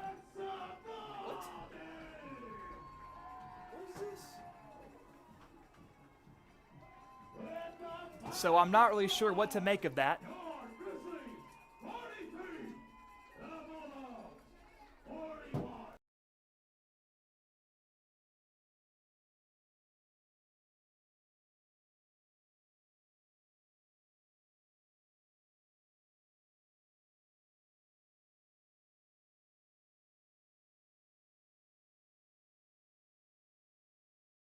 So not without some controversy, Aiden. And while we might be on the losing side of things, you couldn't ask really for a more exciting, thrilling game to conclude the regular season. Hickman County, they gave it their absolute all. They had big play after big play there at the end. They gave themselves a chance to win the game. But at the end of the day, it was not the Dogs' day. So the Bulldogs fall to Battle Creek. Final score, Grizzlies 43, Bulldogs 41. And Aiden, I think me and you can take a few moments here to calm down and give a thank you. I mean, we wouldn't be able to do this. We wouldn't be able to travel and have as much fun calling these games if it wasn't for those players and coaches out there that give their absolute all every single time they step out on the field, every game, every practice. So to the seniors, I tell you guys, thank you. You've been a wonderful group to watch. We appreciate you guys for letting us follow you along this journey. We wish you the absolute best throughout the rest of the school year and throughout the rest of your life as you leave Hickman County High School, and to the rest of the players that aren't seniors. We look forward to seeing you guys again next season. You're a privilege to watch. It's so fun. It's been my honor to cover this on WNKX Live on YouTube and Facebook and the radio station. But until next season, until next football season, we still got a few more sports to go, Aiden. I know in just a few weeks, I know you're excited. Basketball season is upon us in just a few weeks, and WNKX will be there every single game, bringing the action right into your cell phone or living room, wherever you might be watching it on, and we cannot wait. We're excited. We're so thankful for Hickman County High School for being so easy to work with, for cooperating with us, for allowing us to do this. But until basketball season, for Aiden Weber, I've been Josh Copley. We're signing off on WNKX. We wish you all goodbye and good night.